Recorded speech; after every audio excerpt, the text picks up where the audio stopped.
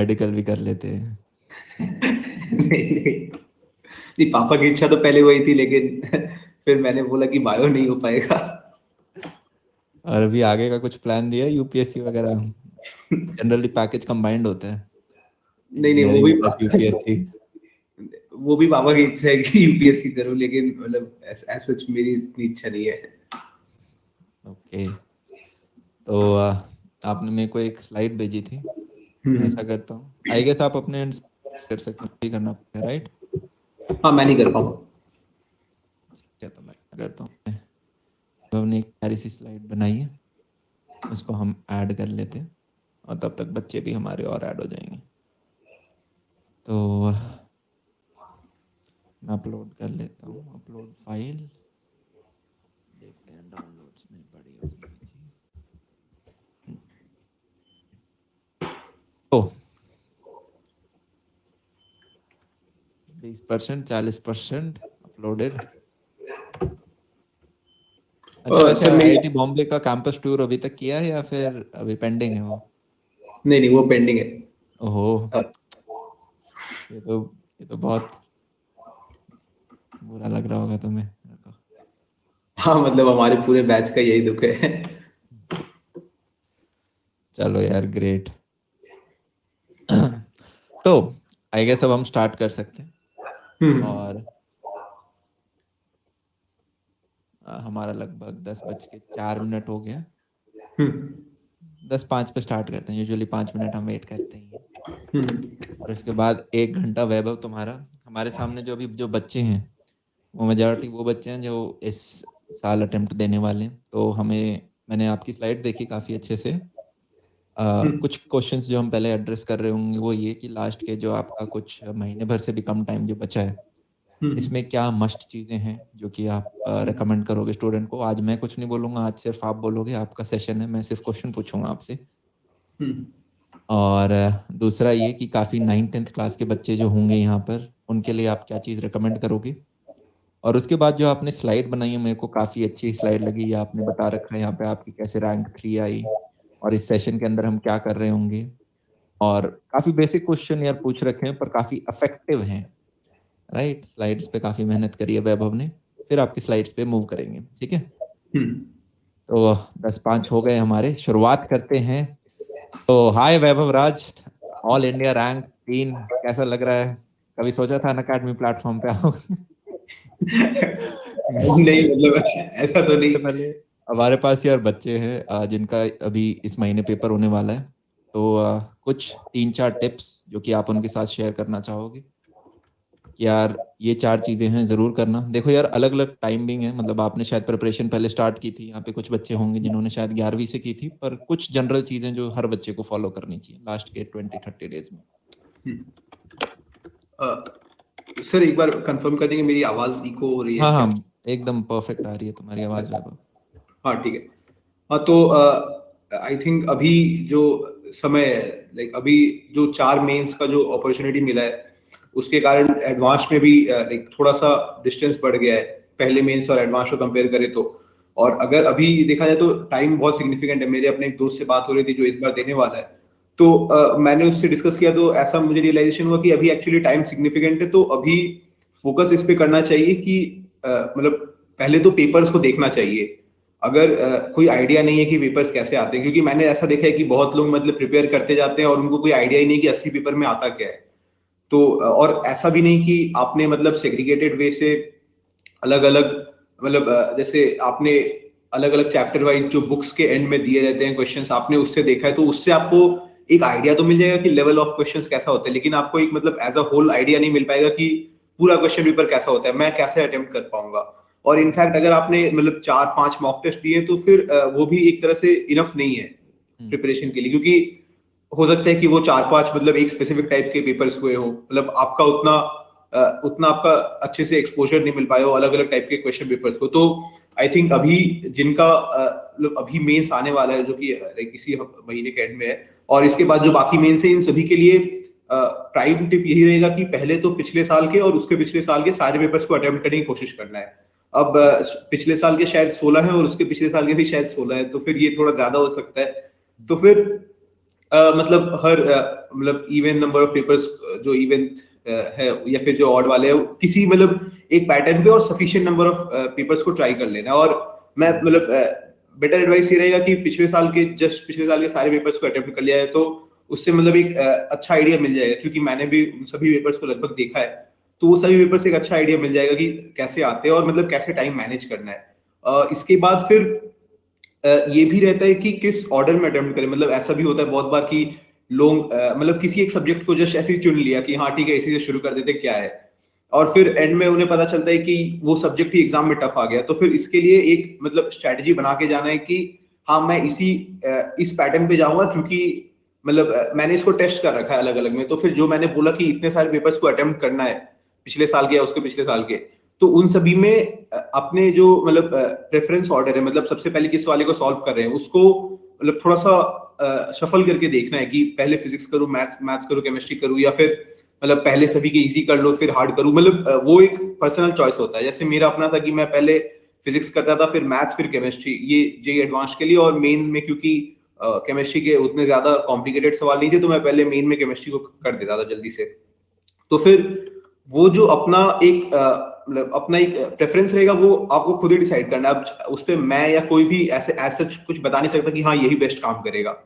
तो फिर ठीक। उसको ट्राई करने के लिए बहुत सारे पेपर्स को अटेम्प्ट करके खुद एक बार देखो कि इस पेपर में मैंने मतलब उसका एनालिसिस भी ऐसे ही करना है कि हाँ इस पेपर में मैंने सबसे पहले ये किया था तो इसमें मेरा रिजल्ट ऐसा आया, इसमें मैथ्स हार्ड आ गया तो इसलिए मेरा ऐसा हो गया, तो उसको एक बार आश, एनालाइज करना है। आशीष वर्मा जो आप प्रश्न पूछ रहे हो वो आगे स्लाइड्स में ऑलरेडी एड्रेस्ड है। और इसमें वैभव एक चीज और करते हैं, आप कैमरा को थोड़ा ऐसे नीचे की तरफ करो जिससे कि आप आपका आई कांटेक्ट बढ़िया है। और इफ पॉसिबल कुछ बच्चे ऑडियो इशू कह रहे हैं तो चेक कर लो कि कोई अगर अपने पास ईयरफोन टाइप है तो ईयरपीस हम पास करेंगे तो बेटर ऑडियो हो जाएगा। वैसे मेरे को समझ में आ रहा है पर शायद कुछ बच्चे मोबाइल पे देख रहे होंगे, उन्हें ऑडियो इशू होगा। फाइन है, नो कोई जरूरत नहीं है। ऑल गुड, ऑल गुड, चलो ठीक है, फिर कोई इशू नहीं है। तो बेसिकली आपने, अगर मैं पॉइंट्स में बात करूं, जितने सैंपल पेपर, जितने प्रीवियस ईयर पेपर हो सके वेल एंड गुड। ठीक है, सारे कर सकते हो गुड, नहीं तो इवन आउट कर लो, नहीं तो सिर्फ पिछले साल के कर लो। उससे आपको ये आइडिया हो जाएगा कि यार केमिस्ट्री पहले करनी है, फिजिक्स करनी है या मैथ्स, कैसे ऑर्डर में और कितना कितना समय देना है। और अंदर की जो एंग्जाइटी होती है पेपर वाले दिन वो थोड़ी सी हमें कम महसूस हो रही होगी। Sleep schedule, sleep schedule I think अभी डिस्टर्ब करना फायदेमंद नहीं रहेगा, क्योंकि ये मेंस भी ऑलमोस्ट आ ही चुका है। तो अभी थोड़ा डिस्टर्ब करेंगे, फिर किसी दिन ऐसे ही करते करते शाम को नींद आ जाएगी। अगर किसी का इवनिंग पेपर है तो उस समय मतलब ड्राउजी फील करेंगे। और मतलब किसी भी तरह से उसको मतलब एडजस्ट करने की जरूरत नहीं है। अभी बस नॉर्मल 12 बजे के आसपास सो के सुबह जल्दी 7 बजे के आसपास उठ जाने से चलेगा। हाँ जी, जो आपने नॉर्मल बोला है ये काफी अब नॉर्मल है आजकल के बच्चों के लिए। हाँ 12 बजे सो जाना, काफी बच्चे 3-4 बजे सोते हैं आजकल, कुछ कोई नहीं 7 बजे सोते हैं। मतलब तो हाल तो मेरा भी वही रहता है कॉलेज में, लेकिन प्रेफरेबल रहेगा कि लोग यही करें, क्योंकि एग्जाम का ऐसा शेड्यूल है, मतलब एग्जाम का ऐसा टाइमिंग इसमें है। यार जितने बच्चे हैं आप अपना एक फिक्स टाइम देख लो कि यार 11 बजे सोता हूँ तो रोज 11 बजे के करीब आधे घंटे प्लस माइनस में सो जाऊं, 12 है तो 12 सो जाऊं, 1 है तो 1 सो जाऊं, जिससे आप मैक्स 8 बजे तक जरूर उठ जाए, चाहे आपका पेपर सुबह हो शाम को, अकॉर्डिंग रात को अवॉइड करें। Okay, great. और कोई चीज यार अपनी तरफ से आप एडिशनल इस एक महीने में कहना चाहोगे? आई गेस कवर्ड है ऑलरेडी, बस अपने मोबाइल वगैरह स्विच ऑफ कर दो, वो तो ऑब्वियस ही है शायद आपके एंड से। डिस्ट्रैक्शंस, फोन, दोस्त वगैरह ये सब कौन होते हैं आपको पता नहीं होना चाहिए। और एक पॉजिटिव यार आपको अपना खुद सोर्स बनना पड़ेगा, खुद को बोलना पड़ेगा कि हाँ यार मैं अच्छी चीज करके आऊंगा। थोड़ी बहुत जो आपके पेट में एंग्जाइटी होती है वो गुड़ गुड़ नेचुरल है। ठीक है, वो आपको धक्का देती है कि हाँ यार हमें रोज पढ़ना रहना है, टाइम पे सोना है, कुछ बाहर का खाना नहीं खाना, फूड पॉइजनिंग जैसी चीजें अवॉइड करनी है। ठीक है, थोड़ा सा बोर होते हो छत पे चले जाओ, थोड़ा बाहर की तरफ देख लो, अच्छा फील करोगे। बंद कमरे में घुटन महसूस होती है तो थोड़ी सी एक्सरसाइज कर ली कमरे में ही। ठीक है, 15-20 मिनट पुशअप जंप वगैरह मार लिए, स्क्वाट्स मार ली, इस प्रकार से खून थोड़ा बेहतर रहेगा।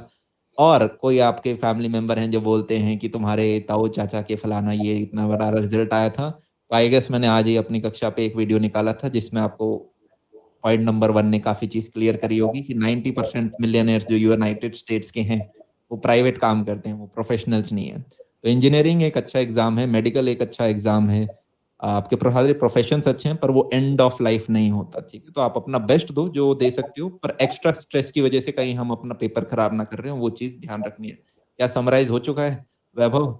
अब मैं इनिशियली फास्ट इसलिए करना चाहता हूँ क्योंकि हमारे बच्चों का थोड़ा पेपर है, तो कहीं हम ज़्यादा समय ना ले रहे हों, कहीं वो होता है ना लास्ट में बच्चा जल्दी में है। उसके बाद जब 9th-10th के बच्चों की हम बात करेंगे तो हम अच्छी खासा समय लेंगे, फिर आपकी स्लाइड्स में हम अच्छा खासा समय ले रहे होंगे। अब काफ़ी बच्चे हैं जो यहाँ पे कमेंट सेक्शन में 10th लिख रहे हैं। एक तो यार वैभव 10th से कोई बच्चा स्टार्ट करना चाहता है, 9th से करना चाहता है, तो क्या उसके लिए आप रिकमेंड करोगे? मेरा फर्स्ट रिकमेंडेशन तो रहेगा कि पहले जो हम 9th पॉइंटर्स में चलते हैं वैभव। ये आजकल की हमारे बच्चे हैं, काफ़ी स्नैपी इन्हें चीज़ें चाहिए, ठीक है? हम कहीं लंबा खींचे तो वैसे ही बच्चों पे बहुत कम टाइम है अभी पढ़ने के लिए।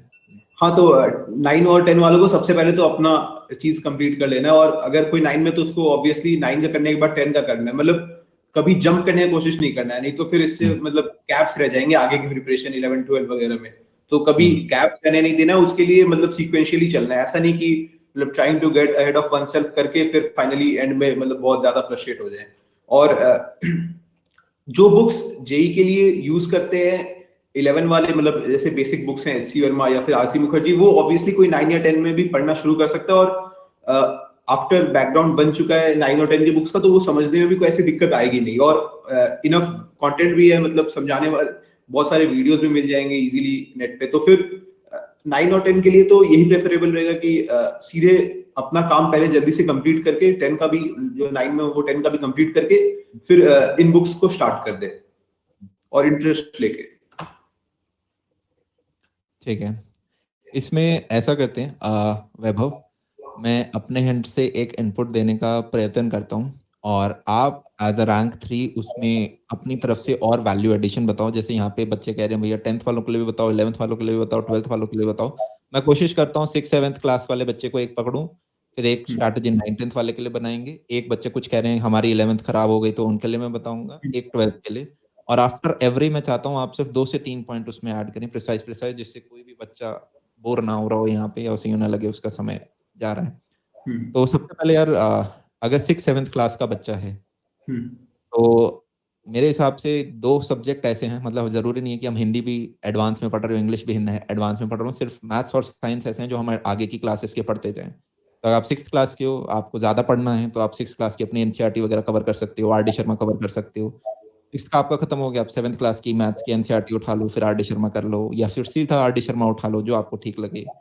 8th क्लास की आप एडवांस में ऐसे करते जाओ। मैंने काफ़ी बच्चे देखे हैं जो अपना 6th क्लास में होते हैं और 8th-9th क्लास की आर डी शर्मा करते हैं। फिर वो 9th क्लास में पहुँचते हैं, तो वो 10th कर चुके होते हैं। फिर वो जब 10th में होते हैं तब वो 11th कर रहे होते हैं एनसीईआरटी, 12th एनसीईआरटी कर रहे होते हैं। फिर जब वो असली में 11th में पहुँचते हैं, तो वो किसी भी एक कोचिंग ऑनलाइन, ऑफलाइन को जॉइन करते हैं और अपना मटीरियल को रटना स्टार्ट कर देते हैं। तो उनका बेसिकली बेसिक स्ट्रॉन्ग होता है और वो आगे चल देते हैं। तो ऐसे में व्यक्ति चाहे तो 6 से 10 तक घर से भी पढ़ सकता है, खुद पढ़ सकता है, ऑनलाइन रिसोर्सेज़ की हेल्प ले सकता है, काफ़ी यूट्यूब पे अवेलेबल है, एनसीईआरटी वगैरह जैसी चीज़ें लोगों ने पढ़ा रखी हैं। और एक ये है, कुछ ऐड करोगे इसमें आप? नहीं, ओलंपियाड्स वगैरह की ये तैयारी? आपने मुझे बताया था आपने सारे ओलंपियाड्स निकाल रखे हैं लगभग नेशनल हाँ, लेवल पे। हाँ, हाँ। हाँ। तो लाइक उसके लिए तो ऑब्वियसली ये बेसिक फाउंडेशन होना बहुत जरूरी है 6 7 8 में, कि आपने आगे के बुक्स पढ़ रखे हो ताकि आप 9 10 में और ज्यादा एक्सप्लोर करके जो बुक्स उसके लिए रेलिवेंट है वो पढ़ सके। हुँ, मतलब जैसे ओलंपियाड्स के लिए जूनियर साइंस के लिए अगर बात करें, आप जो 6 से 10 वाली बात करें, तो उस समय जूनियर साइंस के लिए फिजिक्स में जैसे एच सी वर्मा या फिर केमिस्ट्री में आरसी को जिन बुक्स को पढ़ना नेसेसरी हो जाता है, और उसके लिए एक बेसिक फाउंडेशन के लिए 10 तक के, मतलब जैसे R D Sharma basic math समझने के लिए, या फिर और एनसीईआरटी और फिर साइंस वाले एनसीईआरटी सब कंप्लीट होने चाहिए, नहीं तो फिर मतलब उसमें भी एक अच्छा फाउंडेशन नहीं बन पाएगा। तो आई थिंक जो आपने बोला वो बहुत बिल्कुल परफेक्ट है। ठीक है। अब मान लो एक बच्चा 9th-10th क्लास में है, ठीक है? हम्म, तो ऐसे में आप क्या प्रेफ़र करोगे? जैसे हम ऐसा करते हैं किसी भी कोचिंग इंस्टीट्यूट का नाम ले लेते हैं, चाहे ये अपने आप में प्लेटफ़ॉर्म है, इसको भी हम अवॉइड कर देते हैं, हम सिर्फ़ इंस्टीट्यूट नाम ले लेते हैं। क्या हम उस तरह के जो बंडल्स आते हैं आपके 9, 10th, 11, 12 4 साल का कोर्स हो गया, उस टाइप की चीज़ को प्रेफ़र करें? या फिर आप बच्चे को कहोगे 9, 10th में घर में पढ़े, उसके बाद 11, 12th में पढ़ना स्टार्ट करे? या फिर डिपेंड करता है स्टूडेंट के ऊपर, उसे निकालना होगा तो both strategies are good, right? क्या चीज़ आप रिकमेंड आपको ठीक पर्सनली अच्छी लगती है? पर्सनली तो मैंने दोनों तरफ से देखा है, मतलब जैसे आईआईटी बॉम्बे में भी अभी मेरे बैचमेट्स में बहुत सारे जिन्होंने 11 में शुरू किया, बहुत ने 9 में शुरू किया, तो आई थिंक दोनों काम कर लेंगे आराम से। अब ये होता है कि इंस्टीट्यूट में जाने पे आपको एक डायरेक्शन मिलता है कि हाँ इसी डायरेक्शन में पढ़ना है, और अभी जो इतने सारे ऑनलाइन रिसोर्सेज है, तो फिर अब आई थिंक वो जो एक गैप था कि जो 9 में इंस्टीट्यूट में जा रहा है और जो नहीं जा रहा है, उनमें जो गैप था अब वो भी अब मतलब बहुत वीक हो गया, इनफैक्ट अब नहीं ही है, क्योंकि इतने सारे ऑनलाइन प्लेटफॉर्म्स सब कुछ कवर कर ही रहे हैं। तो अब वो प्रेफरेंस पे डिपेंड करता है और टाइम पे कि मतलब से टाइम्स मैच कर रहे हैं या नहीं, या फिर किसी को बेटर लगता है कि वो खुद से जल्दी जल्दी समझ लेता है, तो फिर वो चाहे तो घर से बैठ के पढ़ सकता है आराम से। ओके ओके, ठीक है। एक बच्चा कह रहा है is online enough for JEE advance. देखो यार अंकुर ठाकुरिया, मैं एक दो फैक्ट बताऊंगा, चाहे ऑनलाइन हो ऑफलाइन हो। आप किसी भी इंस्टीट्यूट को पकड़ोगे, ठीक है, चाहे वहाँ पे 40,000 बच्चे पढ़ते हों, ठीक है, न्यूज़पेपर में 400 बच्चों की फोटो दिखाई जाती है, जो कि बेसिकली आपका टॉप 1% है। आप वो 40,000 बच्चे आप कहीं भी डालोगे, ठीक है, बेसिकली पढ़ने वाले बंदे होते हैं यार, टीचर क्लियर नहीं करवाते। टीचर तो 1000 बच्चों को पढ़ाता है, उनमें से 2-3 बच्चे होते हैं जो अच्छी रैंक ले जाते हैं। तो किसको क्रेडिट दिया, टीचर को क्रेडिट दिया जाए या फिर बच्चे को मेहनत की क्रेडिट की दी जाए? आपके बैच में कितने बच्चे थे यार? काफी होंगे मतलब।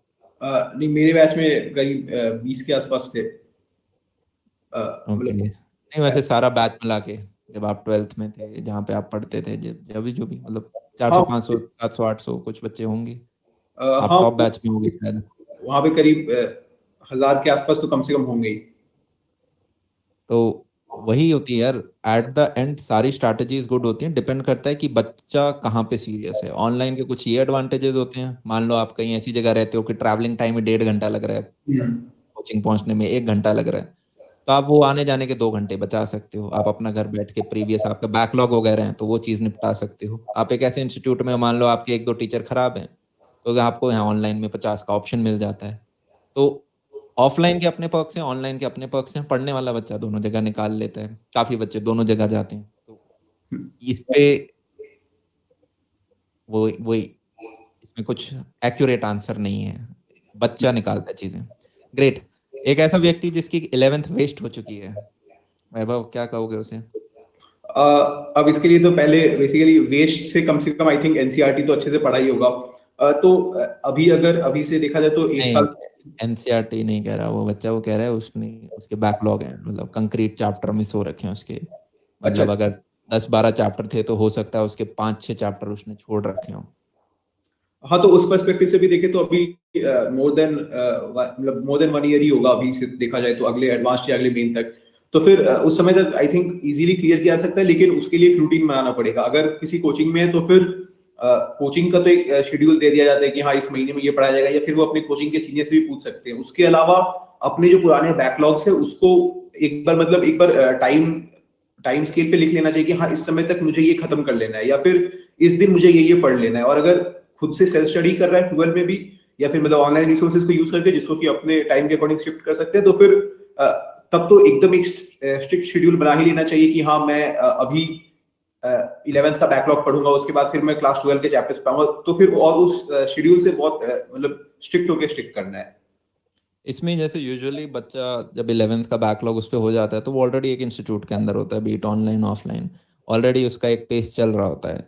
तो अगर वो बच्चा सिर्फ पहले 12th फोकस कर ले, मतलब जो उसकी क्लास में पढ़ाया जा रहा है, मान लो 11th नहीं है, 12th थोड़ा एकदम से अलग हो जाता है जब हम फिजिक्स की बात करते हैं, या तो मान लो वो व्यक्ति सिर्फ 12th पहले करता है, ठीक है, समहाउ एक ऐसे बैच में हो कि यार उसका 2-3 महीने पहले 12th खत्म हो जाए और उस आखिरी के समय में वो कुछ 11th के टॉपिक उठा ले। या फिर वो ऐसे कर सकता है कि यार 3 सब्जेक्ट हैं, 3 में से तीनों सब्जेक्ट की 12th में निकालूंगा, एक सब्जेक्ट ऐसा होगा पीसीएम में से जिसकी 11th भी मैं पैरेलल साथ में करूंगा 12th के साथ साथ। तो इस प्रकार से उसके 2 सब्जेक्ट का 11th बचता है, और इन केस अगर वो सिलेबस फास्ट कर पाता है तो उसमें भी कुछ कुछ पोर्शन लास्ट के 1-2 महीने में एक आध चैप्टर इजी वाले निकाल सकता है। ये ठीक लगता है आपको? हाँ, ये भी इजीली हो जाएगा, लेकिन फिर ये इंश्योर करना पड़ेगा कि उसे कभी भी ऐसा नहीं लगेगा कि he is behind the syllabus, या फिर क्लास में जो पढ़ाया जा रहा है वो उसे उसमें इंटरेस्टेड होगा, मोटिवेटेड रहेगा। बैकलॉग के साथ सबसे बड़ी दिक्कत है कि एक बैकलॉग फिर अगला अगला अगले बैक मतलब अगले चैप्टर्स को अपने में ले लेता है, तो फिर उसी कारण वो मतलब इंटेंस हो जाता है और फिर फ्रस्ट्रेशन हो जाता है। तो फिर वैसा नहीं होने देना, बेटर रहेगा कि शेड्यूल के साथ स्टिक करके आगे बढ़े।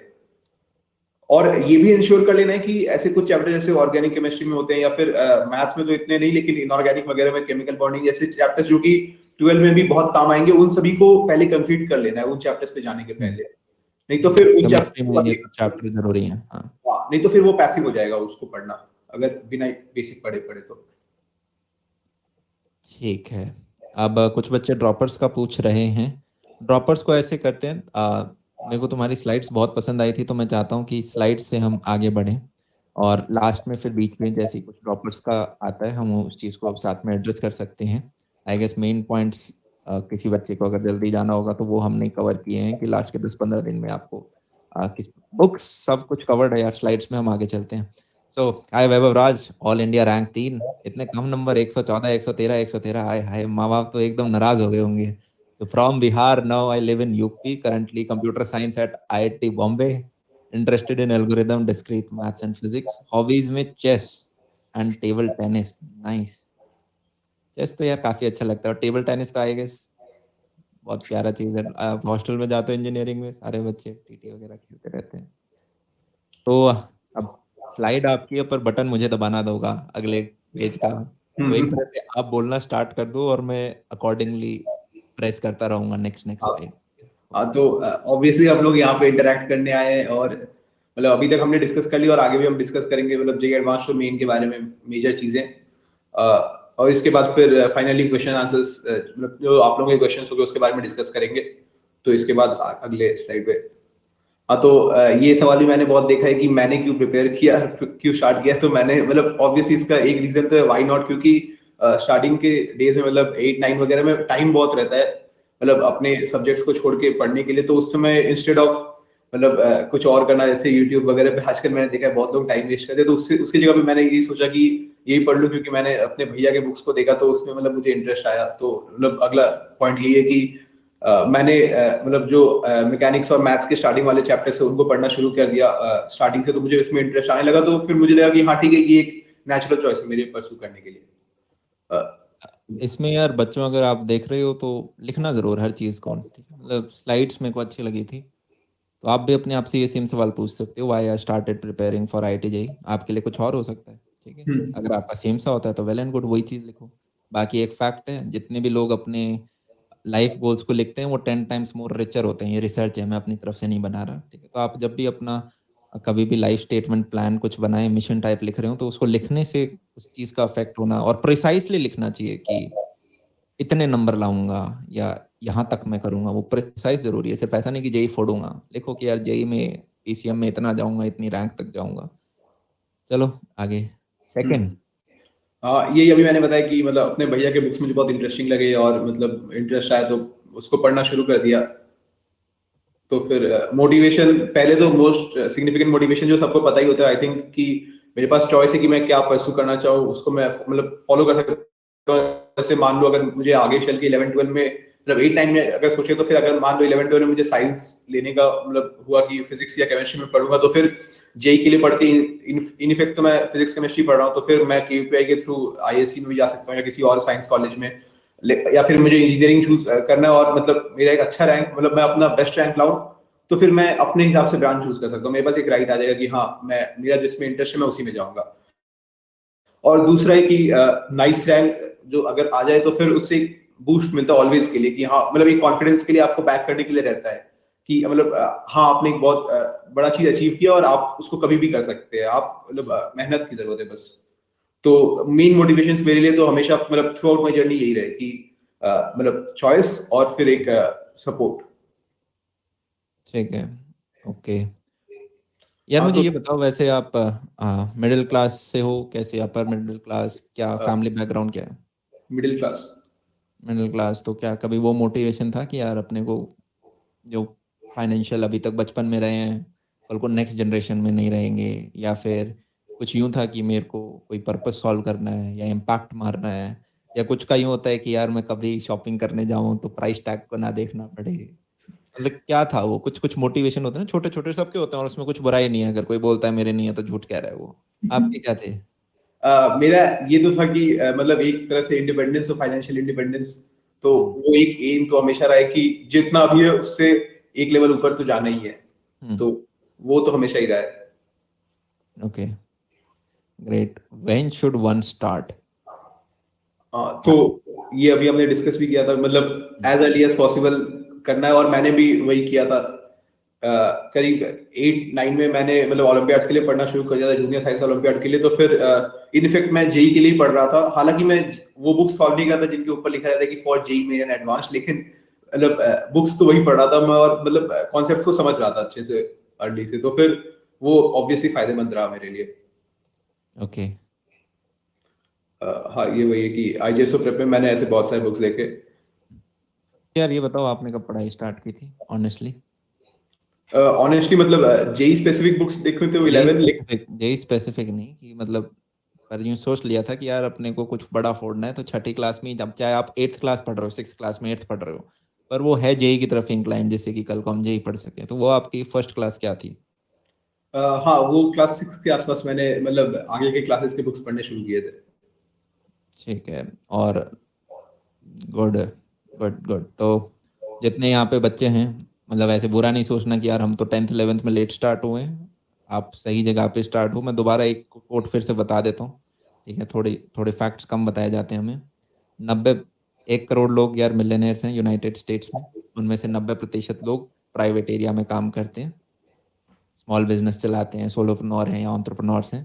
सिर्फ 10% लोग होते हैं जो प्रोफेशनल्स होते हैं, इंजीनियर्स, डॉक्टर्स, लॉयर्स, सीए। तो कभी भी लाइफ में एक तो यूँ नहीं सोचना है, ठीक है, कि बहुत अच्छी चीज़ होती है यार टॉप 1000 रैंक लाना, भी बहुत मेहनत का काम होता है। हमारे देश में इतनी ज़्यादा पॉपुलेशन है, उनके टॉप 1000 बच्चों में आना। पर गलती से अगर आपकी लोअर रैंक आती है तो कहीं आप अपना वो डाउन नहीं करना गलती से भी। लाइफ बहुत ज़्यादा बची हुई है, अपने आप को पुश ज़रूर करते रहना है। ग्रेट।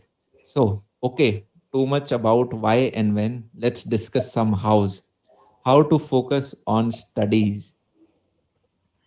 हाँ, तो आई थिंक ये अभी जो बच्चे हैं जिन्होंने लॉकडाउन के थ्रू मतलब अपना टाइम काटा है, तो उनको ऑब्वियसली बहुत फील हो रहा होगा कि स्टडीज पे फोकस करना बहुत मुश्किल है, क्योंकि मैंने भी ऐसा फील किया था अपने प्रिपरेशन के एंड में। मतलब जैसे जैसे जेई एडवांस और मेन असली मतलब जो फाइनल डेट्स थे वो पास आए, तो ऑब्वियसली सबसे पहले तो ये सोचना है कि क्या ऐसा कुछ मतलब पढ़ने से ज्यादा कुछ प्रोडक्टिव है क्या। मतलब अगर आपको कोई और पैशन है तो उसको भी फॉलो कर सकते हैं, लेकिन मतलब यूजुअली ऐसे टाइप के नहीं होते हैं, मतलब ऐसे टाइप के डिस्ट्रैक्शंस नहीं होते मोस्टली, मतलब फोन या फिर फ्रेंड्स के साथ बातचीत वगैरह ही होते हैं मतलब। तो फिर अगला पॉइंट है कि ऑब्वियस है कि अगर आपके फोन के कारण, तो फोन को स्विच ऑफ कर दो, या फिर मम्मी को दे दो कि मम्मी आप रख लीजिए और मुझे मत दीजिएगा। फिर दूसरा है कि फ्रेंड्स के साथ है तो उनको समझा दो कि हाँ मैं पढ़ाई में बिजी हूँ, चाहे वो कुछ भी बोले मैं बाद में डिस्कस कर लूंगा। और टीवी और मोबाइल या गेम्स के बारे में, तो फिर उसमें तो ऑब्वियसली आपके पास है कि गेम को अनइंस्टॉल कर दो या फिर मोबाइल। मोबाइल, मोबाइल पे यार ये बताओ 11th 12th क्लास में कितने मोबाइल थे आपके पास, कितना इस्तेमाल करते थे? नहीं, एक ही मोबाइल था, और मैं यूज करता था, मतलब ऐसा नहीं कि बंद करके रखा था, लेकिन यही था कि मतलब एज सच मैंने कभी इंस्टाग्राम या फेसबुक कभी यूज नहीं किया, मतलब नहीं, अब मेरी। अपने यूज को डिफाइन करो कि यार इतनी देर यूज करता था और ये यूज करता था। नहीं नहीं, उस समय तो फेसबुक अकाउंट और इंस्टाग्राम अकाउंट थे ही नहीं, और हाँ, WhatsApp को यूज करता था मतलब बहुत बार दोस्तों से बात करने में, या फिर टीचर्स को डाउट भेजने में, या कुछ और ऐसा। मतलब उसको काफी बच्चे यूज की डेफिनेशन में भी नहीं डालेंगे, टीचर से डाउट पूछना, मोबाइल का इस्तेमाल। तो नहीं ठीक मतलब है। ऐसा नहीं है, मतलब ऐसा नहीं है कि मैं भी बिल्कुल गेम नहीं खेलता था या ऐसा कुछ, लेकिन उसमें एक सेल्फ कंट्रोल आना बहुत जरूरी है कि हाँ मैं इतनी देर खेलूंगा। जैसे मेरा मतलब ऐसे कोई बड़ा एग्जाम हुआ, मतलब ऐसे मेरे जो यूनिट टेस्ट होते थे, तो उसके मैंने ऐसा किया कि हाँ ठीक है आज यूनिट टेस्ट है, और मतलब मंथली टाइप का था। तो फिर इसके बाद फिर मैं 1-2 दिन थोड़ा सा एंजॉय करूंगा, क्योंकि मैंने इस पिछले मंथली टेस्ट के लिए अच्छे से पढ़ाई की, तो फिर अब मैं 1-2 दिन एंजॉय करूंगा। उस समय मैंने कोई गेम इंस्टॉल कर लिया, वो गेम डाउनलोड कर लिया, लेकिन फिर हम्म, उसको 2-3 दिन में अनइंस्टॉल कर देना। और फिर मतलब ये मम्मी को मैंने बोल दिया था कि अगर मैं नहीं करूँ तो आप कर दीजिएगा, क्योंकि हम्म। बहुत बार एक मतलब मन नहीं करता है करने का। तो फिर ऐसे कुछ कंट्रोल मतलब ऐसे कुछ रखने चाहिए कि फीडबैक। फ्रेंड्स आपके कौन कौन से थे यार इस 2 साल की प्रिपरेशन में? क्या वो आप जितनी मेहनती थे या किस टाइप के थे? मतलब मोस्टली तो वही फ्रेंड्स थे वहीं पे जो मेरे साथ सेम बैच में पढ़ते थे, तो फिर ऑलमोस्ट सभी मेहनती थे, इनफैक्ट एक्चुअली सभी थे मेहनती। कोई ऐसे टाइम पास वाले डिस्कशंस के लिए हम लोग ज्यादा बातचीत नहीं करते थे, तो फिर मतलब सभी लोग फोकस थे और सभी को पता था कि हाँ अगर मैं इसका टाइम वेस्ट कर रहा हूँ तो इनफेक्ट मैं अपना भी टाइम वेस्ट कर रहा हूँ, मतलब क्यों करना किसी का टाइम वेस्ट। तो फिर और ऐसा कभी रहा नहीं कि यहाँ आपको किसी से मतलब बातचीत किए जा रहा हो और जिसका कोई मोटिव नहीं है, या फिर जस्ट ऐसे ही मतलब टॉपिक पे टॉपिक ले जा रहा, ऐसा कुछ नहीं रखा मैंने कभी। और मतलब ऐसे दोस्त थे भी नहीं, तो कोई प्रॉब्लम नहीं थी वैसे। एक बच्चा कह रहा है भैया ओवर थिंकिंग एंड एंग्जाइटी। यार मैं मजाक नहीं कर रहा, मैं 12वीं पास करी थी, कॉलेज में आया था तब मुझे पता चला था एंग्जाइटी क्या होता है। मैंने ऐसे डिक्शनरी खोल के देखा, ओके व्हाट इज एंग्जाइटी। बाद में पता चला जो पेपर से पहले जो थोड़ा सा डर लगता है उसको एंग्जाइटी बोलते हैं। तो ये आजकल कुछ न्यू टर्मिनोलॉजी ज़्यादा चल रही हैं। तो जब भी यार ओवरथिंकिंग, एंग्जायटी वगैरह हो, पहले ये देख लो पेपर कितने महीने बाद है। एक प्लान स्ट्रक्चर आप बनाएँ कि इतना-इतना समय है, ये इतने दिन ये सब्जेक्ट मैं पढ़ने वाला हूँ और उसके बाद उसको एग्ज़ीक्यूट करना स्टार्ट करो। जब भी कोई चीज़ एग्ज़ीक्यूट करते हो सबसे पहले बेसिक शेड्यूल फिक्स होना चाहिए। यार मैं सोऊँगा कब? एज़ अ स्टूडेंट आपका सोने का टाइम फिक्स होगा तभी आप पूरे दिन को कंट्रोल कर पाओगे।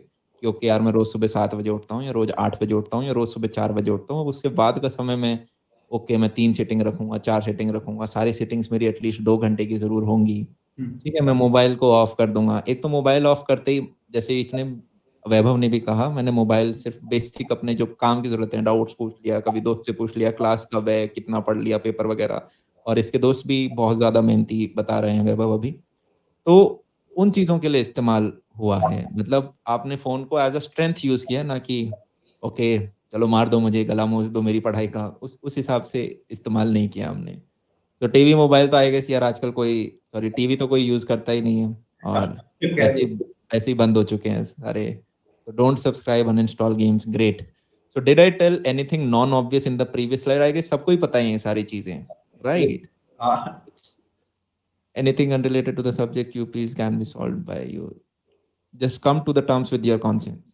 वही कह रहा है यार, नॉर्मल चीजें पर आपको एग्जीक्यूट करना पड़ेगा, राइट? इम्प्लीमेंट करना पड़ेगा। और इम्प्लीमेंट होता है ऑन द स्पॉट से कि अभी आपको बताया गया तो अब तक तो हो जाने चाहिए थे सारे गेम अनइंस्टॉल। ठीक है, फालतू फालतू दोस्त ब्लॉक हो जाने चाहिए थे अब तक। फेसबुक डीएक्टिवेट हो जाना चाहिए था। इंस्टाग्राम को भी उड़ा देना चाहिए था, अब तक तो उड़ जाने चाहिए थे, राइट? गलत तो नहीं कह रहे वैभव? हाँ बिल्कुल सही, मतलब सेल्फ डिसिप्लिन की बात है ये तो। सेल्फ डिसिप्लिन आपका यार तब होगा, एक तो सोने का टाइम आपका फिक्स हो। आपको लगता है यार पता नहीं कभी भी 1 बजे तक तो उठना पड़ ही पकता है। 1 के बाद आई गेस सब सो सकते हैं, ऐसा कोई पढ़ाई का काम नहीं होता यूजुअली। तो आप 1 बजे सोए, आप 1:30 कर दो यार, चलो 1:30 के बाद।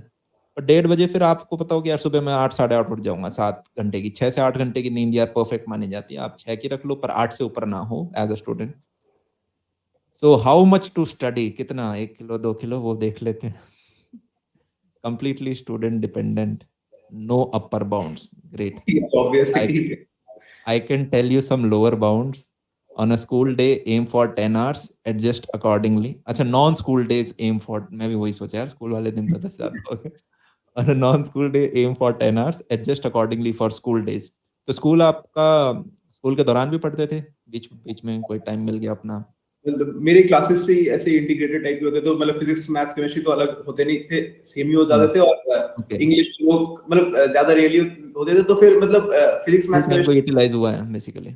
हाँ पूरा फुल यूटिलाइज हुआ मेरे लिए तो।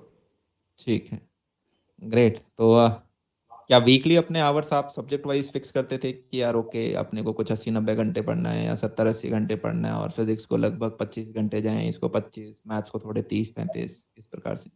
मतलब ऐसे मैंने फिक्स तो नहीं कर रखा था उस वीक में, मतलब उसमें कौन सा चैप्टर चल रहा है उसके बेसिस पे रखता था मैं यूजुअली, कि अगर केमिस्ट्री में जैसे कोई आसान सा टॉपिक है मतलब मोल कॉन्सेप्ट टाइप का, तो उसको उतना ज्यादा टाइम नहीं देके, उस समय फिजिक्स में मैकेनिक्स चल रहा होता है, रोटेशन वगैरह, तो उसको पढ़ लिया, ज्यादा उसको ज्यादा टाइम दे दिया। तो फिर वो भी टाइम स्पेसिफिक है, लेकिन एक डिसिप्लिन होना चाहिए कि हाँ मैं इस मतलब ऑलमोस्ट हर सब्जेक्ट को लगभग इक्वल प्रेफरेंस दूंगा। ठीक है। एक बच्चा कह रहा है 10 hours with lecture, lectures included हैं उसमें या एक्सक्लूडेड हैं, हाँ वो पूछ रहा है बच्चा। इंक्लूडेड है, ओके, मतलब इसके अलावा 10 घंटे निकालना शायद मुश्किल हो जाए। ठीक है। तो नंबर ऑफ स्टडी आवर्स कितने होते थे लगभग और number of sorry tuition hours कितने होते थे? एक होती है सेल्फ स्टडी, एक होती है ट्यूशन आवर्स। हम्म। तो अगर मान लो परसेंटेज वाइज आप बता सो। इन इफेक्ट 50% के 40% के आसपास होता था, मतलब करीब 4.5 घंटे के आसपास ट्यूशन आवर्स मतलब क्लासेस, और उसके अलावा अपनी तरफ से मैं करीब सुबह को जैसे 4 घंटे और फिर रात को क्लासेस से आके मतलब मेरी शाम को होती थी तो फिर रात को क्लासेस से आके भी करीब 2-3 घंटे पढ़ता था मैं, तो 4:6 रेशियो टाइप का कुछ था। ठीक है, 4:6 रेशियो, 2:3, वो ग्रेट, वही 1.5 वाली आपकी चीज निकल के आ रही है, ग्रेट। कुछ और तो नहीं बताया था मैंने हीरो, 1.5 टाइम्स आपका सेल्फ स्टडी टाइम, गुड। ठीक है, सबको ही क्लासेस लेनी पड़ती हैं यार, सबको ही टाइम मैनेज करना पड़ता है, आपको सेल्फ स्टडी के लिए निकालना पड़ेगा, सिर्फ ट्यूशन से फायदा नहीं होता, लास्ट में निकलना आपको ही है। Okay, how to approach the question paper, stay calm while in the exam, practice a lot of paper, understand what suits you best. My preference order is physics, maths and chemistry. I guess काफी बच्चों का उल्टा होता है, chemistry, physics, फिर maths को prefer करते हैं, बट ठीक है, जो तुम्हारी स्ट्रेंथ है उसको आप पहले करो। Learn to handle time pressure, वो टाइम प्रेशर तभी होगा जब आपने इतने सारे पेपर निकाल रखोगे कि आपको पता है कि मैथ्स लगभग इतने टाइम में करूंगा, फिजिक्स इतने में, और केमिस्ट्री में और भी कम समय में करूंगा, तो मैथ्स फिजिक्स में एडजस्ट कर लिया वो time. Why my preference was PMC, ये तो आप ही बताओ। Physics strongest for me।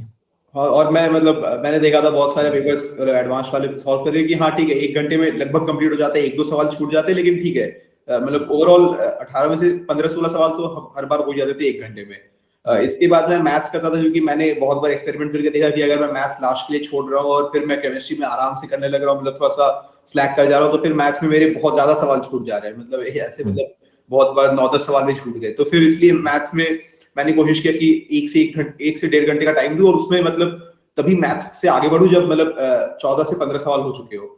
और फिर केमिस्ट्री में क्योंकि मैक्सिमम चीजें जो याद करने वाली थी, तो फिर वो उसको मैंने फिंगर टिप्स पे रख रखा था, तो फिर इनऑर्गेनिक और ऑर्गेनिक के सवाल भले उसमें कितना भी सोच रहा हूँ लेकिन वो लगभग इंस्टेंटली हो जाते थे 1-2 मिनट में। तो फिर उसके कारण से फिजिकल का बचता था, और उसमें भी मतलब ऐसे भी आजकल इतने कॉम्प्लेक्स सवाल नहीं आते हैं जो मैंने नोटिस किया है। तो केमिस्ट्री को मैंने मतलब 30 से 40 मिनट्स का एक स्लॉट दे रखा था एग्जाम के एंड में, और फिर अगर कुछ टाइम बच जाए जो इजी पेपर यूजुअली हो जाता है, तो फिर उसको रिवीजन के लिए रख लिया। लेकिन मतलब ये हमेशा नहीं हो पाता था, और ऑब्वियसली कुछ सुपर हार्ड पेपर्स आते थे, तो फिर उनमें जैसे फिजिक्स में भले फिजिक्स में 4-5 सवाल छूट गए, फिर मैथ्स में भी। तो ये सब पेपर पे डिपेंड करता है कि आपसे कितने हो पाएंगे कितने नहीं, लेकिन ये डिसिप्लिन भी जरूरी है कि आप इसी ऑर्डर में चले। ऐसा ना हो कि आप घबराने लग जाएं कि हाँ ठीक है अब मेरा ये सब्जेक्ट खराब हो रहा है तो इसको छोड़ो, अगले में जंप करो। और एक और चीज होती है कि अगर एंड में आपके 5 सवाल मतलब कुछ सवाल बाकी है जिसको आपको लग रहा है कि हाँ मैंने इस पे सोचा है लेकिन मैं अब इसमें आगे नहीं बढ़ पा रहा हूँ, और आपके पास मान लीजिए 15 मिनट बाकी है, तो इस समय इंस्टेड ऑफ कि मैंने ये सवाल भी देख लिया फिर अगले पे भी चला गया और फिर उसके बाद अगला भी देख लिया, सब पे थोड़ा थोड़ा ट्राई मार लेता हूँ, इससे अच्छा रहेगा कि आप एक सवाल को पकड़िए और उसको खत्म कर दीजिए। मैंने ऐसा नोटिस किया कि ऐसे मतलब 15 मिनट में फिर मतलब बहुत सारे एग्जाम्स, मतलब एक नहीं दो नहीं, मतलब बहुत सारे एग्जाम्स मेरे आखिरी 15 से 20 मिनट में एक भी सवाल नहीं होता था, क्योंकि मतलब जो हार्ड सवाल थे मैं उस पर जंप करते रहता था कि हाँ ठीक है ये छोड़ के अगला ट्राई कर लेता हूँ, वो मत कीजिए। और मतलब एक सवाल को पकड़ के उसको खत्म करके ही छोड़ना है, और अगर लग जाए तो फिर कि ये नहीं होने वाले तो फिर उसको छोड़ ही देना है, फिर उसको घर जाके ही देखेंगे। मतलब अगर एग्जाम है मतलब प्रैक्टिस एग्जाम है तो उसको छोड़ ही देना है, अब सीधे मतलब अगले सवाल पे जंप कर जाना, अगर लग रहा है कि हाँ अब मैंने इसे पूरा ट्राई दे दिया, और फिर उसको एग्जाम में फिर देखना नहीं है। तो ये भी रखना है, इससे क्या होगा कि आखिरी एंड का जो टाइम होता है उसमें जो पैनिक हो जाता है वो नहीं होगा। तो जो मैंने पहला पॉइंट दिया था कि stay calm in the exam, वो मतलब वो मेंटेन भी रहेगा आपकी बिना एक्स्ट्रा एफर्ट के। ठीक है, great. And then the super hard paper. How many questions should one aim for? Answers all। क्योंकि सारे क्वेश्चन सॉल्वेबल है ये समझना है, तो फिर अब finally it boils down to your speed कि आप कितने कर पाते हैं। और मतलब वो अगले साइड पे मैंने एक्सप्लेन किया कि स्पीड को कैसे मेंटेन किया जाए, तो शिफ्ट कर जाएगी थोड़ा। तो इसके लिए एक ही तरीका है कि आप प्रैक्टिस कीजिए, और प्रैक्टिस के लिए बेस्ट रहेगा कि एक टाइमर लेकर प्रैक्टिस किया जाए कि हाँ आपने एक क्लॉक ले लिया, फिर मतलब अपने फोन के स्टॉप वॉच नहीं टाइमर को यूज किया। ये बताओ, इन शॉर्ट एक चैप्टर को लगभग कितने बार पढ़ा होगा आपने? और मतलब अगर कोविड का पैंडेमिक नहीं होता तो फिर 2 बार पढ़ा होता मैंने, लेकिन एंड तक आते आते 3 बार हो गया था लगभग, 3, और कुछ कुछ चैप्टर्स जो टफ वाले थे रोटेशन वगैरह या फिर मैग्नेटिज्म में कुछ कुछ वो 4 बार भी हो गए थे। अच्छा, तो मान लो हम एक चैप्टर पकड़ते हैं जैसे कि कोई सा फेवरेट चैप्टर बताओ आप फिजिक्स का, रोटेशन ही पकड़ लेते हैं चलो। तो रोटेशंस का एक बार पढ़ने का आपका क्या मतलब है? एक बार पढ़ना मतलब मेरे पास जो मटेरियल है उसमें सारे सवालों को सॉल्व कर लेना और कितने? नोट्स नोट्स पढ़ लेना। सवाल कितने थे? आई थिंक रोटेशन में करीब 100 के आसपास रहे होंगे। 100 के करीब जो सवाल थे, तो आपने नोट्स आपको जो क्लास में पढ़ाया वो कितनी बार रिवाइज करते थे आप? नोट्स तो मैंने लगभग हर सिग्निफिकेंट एग्जाम के पहले एक बार पूरे पढ़ लिए थे, मतलब और कितने खास सिग्निफिकेंट एग्जाम्स दिए थे आपने? मतलब जितने भी मेरे यूनिट टेस्ट होते थे उसके पहले एक रात पहले तो मैं नोट्स ही पढ़ता था, और फिर ओलंपियाड जो जैसे फिजिक्स ओलंपियाड मेजर या फिर जेई मेन के पहले और फाइनल जेई एडवांस के पहले तो लगभग बिल्कुल। नंबर हमें एक पता चल जाए, 5 बार, 6 बार, 8, 10, कितना? हाँ 5 से 6 बार तो पढ़ा होगा मैंने। 5 से 6 बार आपके नोट्स रिवाइज हुए हैं। हम्म। और आपका फिर जो भी मॉड्यूल था, कोचिंग का मटेरियल जो भी था, वो कितनी बार आपने पढ़ा है? हाँ अभी जो मैंने पढ़ना बताया कि 2 से 3 बार वो उसी मॉड्यूल को सॉल्व करने के बारे में बताया कि तो आपका बेसिकली 5 से 6 बार आपका नोट्स है, 3 बार आपका वो है। उसके बाद आपने सैंपल पेपर कितने निकालने रोटेशन के? एक तो हो गए कि आपके 19-20 के आपने पूरे पेपर निकाले, उसमें हो गया। फिर शायद प्रीवियस 40 ईयर्स किया था आपने? 40 तो नहीं किया था, लेकिन जो मेरे मॉड्यूल के एंड में रहते थे पास जेई में, बस आई थिंक उसमें 10 मिनिमम 10 साल तो रहते ही थे, तो वो सारे कर दिए थे। और लगभग आपने वो जो 32 पेपर थे करीबन वो पढ़ के गए थे? 32 नहीं, मेरे समय तो 16 थे क्योंकि हाँ, आपके टाइम पे तो 16 थे, तो वो 16 आपने किए थे। और उससे पहले के पेपर? उसके पहले के जेई मेन वाले नहीं किए थे क्योंकि मतलब स्टाइल में बहुत चेंज हो चुका था सीबीएसई से जेई, सीबीएसई से एनटीए में आते हुए, लेकिन 18 और 17 वगैरह के तो किए थे मैंने। और कोचिंग के अंदर कितने पेपर दिए होंगे ऐसे प्रैक्टिस पेपर टाइप आपने? हर मंथ एक होता था शायद, मतलब फ्रीक्वेंसी कभी कभी वेरिएबल रहता था, कभी 1.5 महीने में होता था, और एंड तरफ बहुत फ्रीक्वेंट हो गया था। लेकिन एक मतलब अपने पास एक सोर्स ऑफ पेपर रखना चाहिए कि हाँ जब मुझे लगे कि अभी मैंने सिग्निफिकेंट पढ़ लिया तो मैं एक पेपर को रिवाइज कर, मतलब एक पेपर को अटेम्प्ट कर लूँ टाइम मैनर में। ठीक है, तो अब जितने बच्चे यहाँ पे हैं, सबसे इम्पोर्टेंट पार्ट आ गया जिसकी मैं आपको समरी दे देता हूँ, जो कि है रिविजन्स। ठीक है, तो आपके वैभव जी हैं, इन्होंने लगभग 5 से 6 बार नोट्स करे हैं, 3 बार इनकी उसी चैप्टर का कोचिंग मटेरियल हुआ है, तो एक तरह से वो रिवीजन ही, उस पे आप बिल्डअप कर रहे हो। उसके बाद आपके पेपर्स हुए हैं प्रैक्टिस, जो साल के अंदर होते हैं, क्योंकि रोटेशन चलो बीच में आता है, ज़्यादा भी नहीं तो 5-6 आपके प्रैक्टिस पेपर रहे होंगे जिसमें रोटेशन का भी पार्ट रहा होगा या फुल सिलेबस का पार्ट रहा होगा, मिनिमम 5-6। उसके बाद आपने सारे के सारे 16 पेपर निकालने हैं जिसमें रोटेशन के 1-1, 2-2 क्वेश्चन आए होंगे। और उसके बाद आपने पिछले 10 साल के प्रीवियस ईयर भी किए हैं।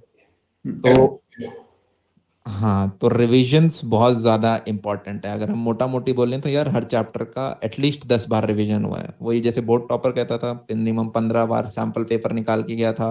15 मतलब कितनी, शायद 8-10 बार उसने चैप्टरों को रिवाइज़ किया था।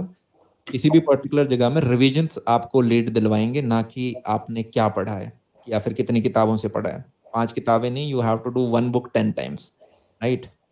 सो और ये यार हमारा रिसर्च भी है यार वैभव, एक जगह मैं अभी रिसेंटली पढ़ रहा था कि हम जो भी पढ़ते हैं उसका 10% हमें लगभग याद रहता है। So in order to acquire 100% you have to read a book 110 times. This was the most important thing. अगर कोई अभी तक रुका हुआ है, अगर आपको ये निकालना है, you have to revise every chapter at least 6 times, and in his case ये कह रहा है 10 के करीब लगभग ये रिविजन्स हुए हैं, जिसमें आपको नोट्स के यार बार-बार रिविजन निकालने, नोट्स के 6 रिविजन थे। तो एक तरह से आपको नोट्स यूँ याद हो जाता है, ओके पहले ये पढ़ाया गया था, फिर अगले पेज पे ये पढ़ाया गया था, फिर इस टाइप के क्वेश्चन थे, फिर ये क्वेश्चन आया था, फिर ये उस टाइप का क्वेश्चन है, फिर अगला पन्ना आ गया था, उस पन्ने के टॉप कॉर्नर पे ये था, फिर नीचे ये था, ये डायग्राम बनाया था, ये फ्लो चार्ट बनाया था। वो ग्रीन कलर के पेन से जो मैंने लिखा था, ये वो वाली चीज़ है। इस प्रकार से जब तक आपको यार रटा नहीं जाएगा maths, sorry structure, at the end यार चीज़ें समझने वाली हैं, पीसीएम है, पर रट्टा ही मारते हो आप, ठीक है? मैंने एक बार ये चीज़ बोली यार वैभव कि ट्रिग्नोमेट्री में जैसे आप पहले आइडेंटिटीज़ रटते हो और फिर क्या होता है, आप क्वेश्चन इतने प्रैक्टिस कर लेते हो, आइडेंटिटीज़ रट जाती हैं, ठीक है? बेसिक आपका है कि परपेंडिकुलर, बेस, हाइपोटेन्यूस समझ में आ रहा है, लॉजिकल है, पर हम प्रैक्टिस इतनी मार लेते हैं कि एक तरह से रट भी जाते हैं हम उस चीज़ को। तो मैं ये नहीं कह रहा कि रट जाओ, but you have to do so many revisions कि आप एक क्वेश्चन को पकड़ो और देख लो कि यार ओके यार ये तो उस कैटेगरी का क्वेश्चन है, इसके भाई-बहन तो मैंने बहुत देखे हैं, ओके इसको भी लपेटते हैं। तो नेक्स्ट चीज़ के ऊपर आते हैं, speed in exam equivalent to how fresh you are, so sleep well. काफ़ी इस बच्चे यार यहाँ पे ये कहते हैं सिली मिस्टेक हो जाती है हमारी, मेरे को लगता है सिली मिस्टेक हमने जब अपने टाइम में प्रिपरेशन करी, आपने तो और भी ज़्यादा प्रिपरेशन करी। आई गेस वो लेस प्रैक्टिस की वजह से होता है कि हमने पेन कम टिकाया होता है, कैलकुलेशंस कम करी होती हैं। शायद सिर्फ 3 बार रिवीजन किया होता है, 6 बार नहीं किया होता, तो वो जो हाथ बैठा हुआ होता है कुछ बेसिक कैलकुलेशन के ऊपर, वो नहीं बैठा होता और मिस्टेक हो जाती है। तो सिली मिस्टेक यार बेसिकली आप जो बाकी बच्चे यहाँ पूछ रहे हैं, रिवीजन है वो, रिवीजन उसका आंसर है। और उतने आप जितने पेपर प्रैक्टिस करोगे, उतनी आपकी पेपर एंग्जायटी कम होगी और उतनी ज़्यादा आपको अपनी सिली मिस्टेक पता भी चलती जाएँगी। और इसके लिए मतलब एक और भी बहुत अच्छा काम कर सकते हैं कि अपने जितने पेपर्स दे के आते हैं मॉक वाले, उनके एनालिसिस को देखकर एक बार नोट कर लीजिए कि हाँ, इसमें मैंने एडिशन का ऐसा मिस्टेक कर दिया, इससे मैंने मतलब हैंडराइटिंग एलियन जैसी है, तो फिर कुछ मतलब 9 को 6 ऐसा कुछ मतलब अजीब पढ़ लिया, तो फिर इन सब चीजों को नोट करते जाइए ताकि एग्जाम के पहले एक बार देख लेंगे, जस्ट उसको देखने में हार्डली 5 मिनट लगेंगे, और उसको देख लिया तो फिर उस एग्जाम में तो वो गलती नहीं होगी कम से कम, क्योंकि वो मतलब कम से come back of the mind में तो रहेगा। एक बच्चा पूछ रहा है बोर्ड को कितना टाइम दिया था? आई गेस नहीं दिया था। नहीं मतलब बोर्ड को तो जस्ट बोर्ड के 1 महीने पहले ही पढ़ा था। ठीक है, कितने आए बोर्ड में हमारे? 99। बस बस नहीं पूछना मेरे को कुछ। तो बच्चा कह रहा है क्या बोलूं अब मैं। तो फिजिक्स मैथ्स ये केमिस्ट्री तो आई थिंक कभी कोई प्रॉब्लम आएगी ही नहीं। यार ये एक फैक्ट है, जिन बच्चों के भी 99 परसेंटाइल से ऊपर आते हैं मेंस में, मैंने आपको साल के शुरुआत में ही बोला था, हार्डली कोई बच्चा होता है जिसके 95% से कम आते हैं, क्योंकि पीसीएम तो डन होता है, उसे बस डेफिनेशन और डेरिवेशन रटनी है जो उसे समझ में पहले से आती है। आपका बचता है इंग्लिश। इंग्लिश लगभग वही आपके 13-14 दिन लेता है और आप आधा-आधा घंटा मंडे टेस्ट के टाइम पढ़ते रहते हो या रात में पढ़ते रहते हो। मंडे टेस्ट के टाइम 1-2 दिन दे दिया तो वो हो जाता है साल भर में पूरा।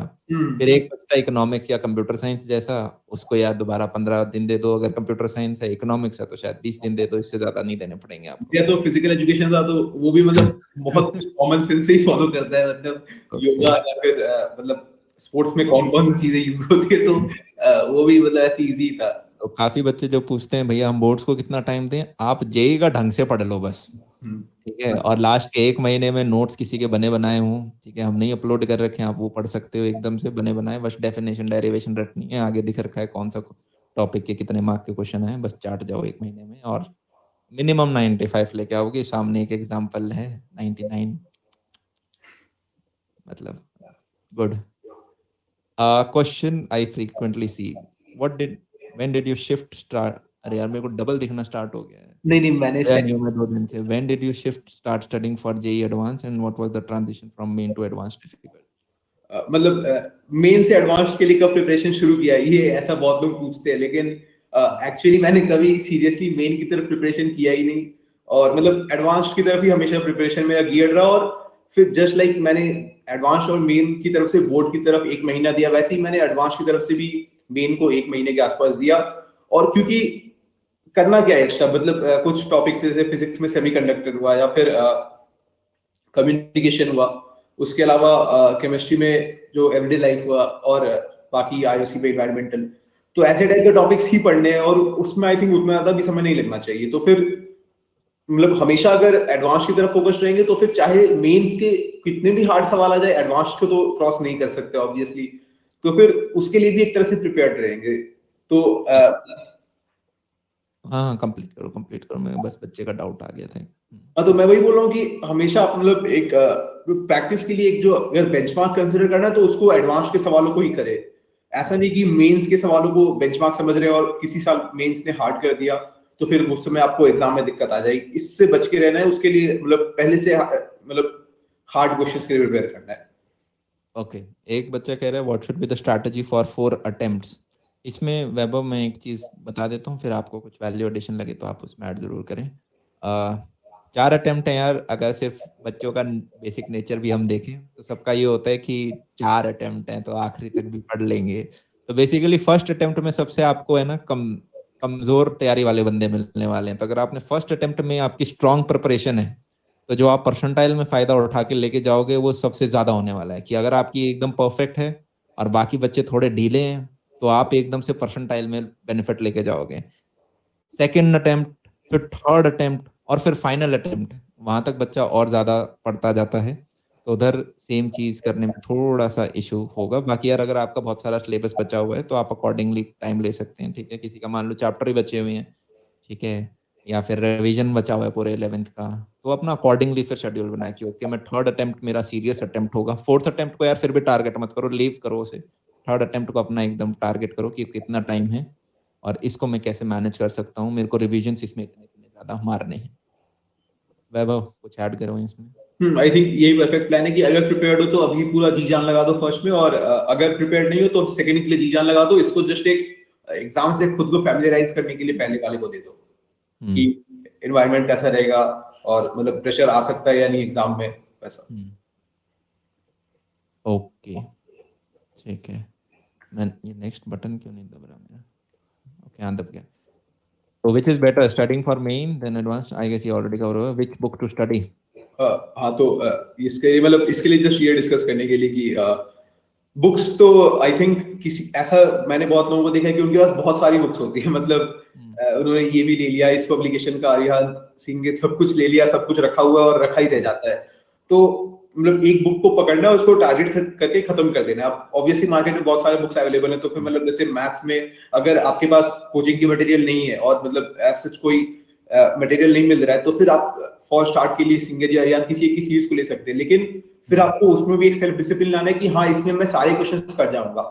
और अगर आप अभी 11th मतलब जैसे मैंने अभी बहुत सारे देखे कि 11th वेस्टेड, लेकिन अभी से भी अगर आप प्रिपेयर करें और अगर आप सेल्फ स्टडी के स्टूडेंट हैं, तो फिर आप इन बुक्स को अगर डिसिप्लिन के साथ करते हैं तो आपका कोई भी रैंक आ सकता है, मतलब जो आप चाहे वैसा रैंक ला सकते हैं आप। बस आपको आपको वो डिसिप्लिन लाना पड़ेगा। मतलब ये एग्जाम जो है आई थिंक फाइनली डिसिप्लिन पे ही बॉइल डाउन करता है। आपके यार जो टीचर आपको समझ में आते हैं, जो टीचर आपको वो कितना हर क्या टीचर किताबें सारी अच्छी होती हैं, हर टीचर अलग-अलग एक-एक किताब पकड़ लेता है, आप भी उस किताब को पकड़ लें और उस चीज़ को मल्टीपल टाइम्स रिवाइज़ करें, इवेंचुअली किताबों से उतना फ़र्क नहीं पड़ता, ऊपर की 2-3 किताब सारी अच्छी होती हैं, आपको पढ़नी पड़ेंगी बार-बार। रोल ऑफ फैमिली फादर-मदर दोनों आपने लिख रखा है।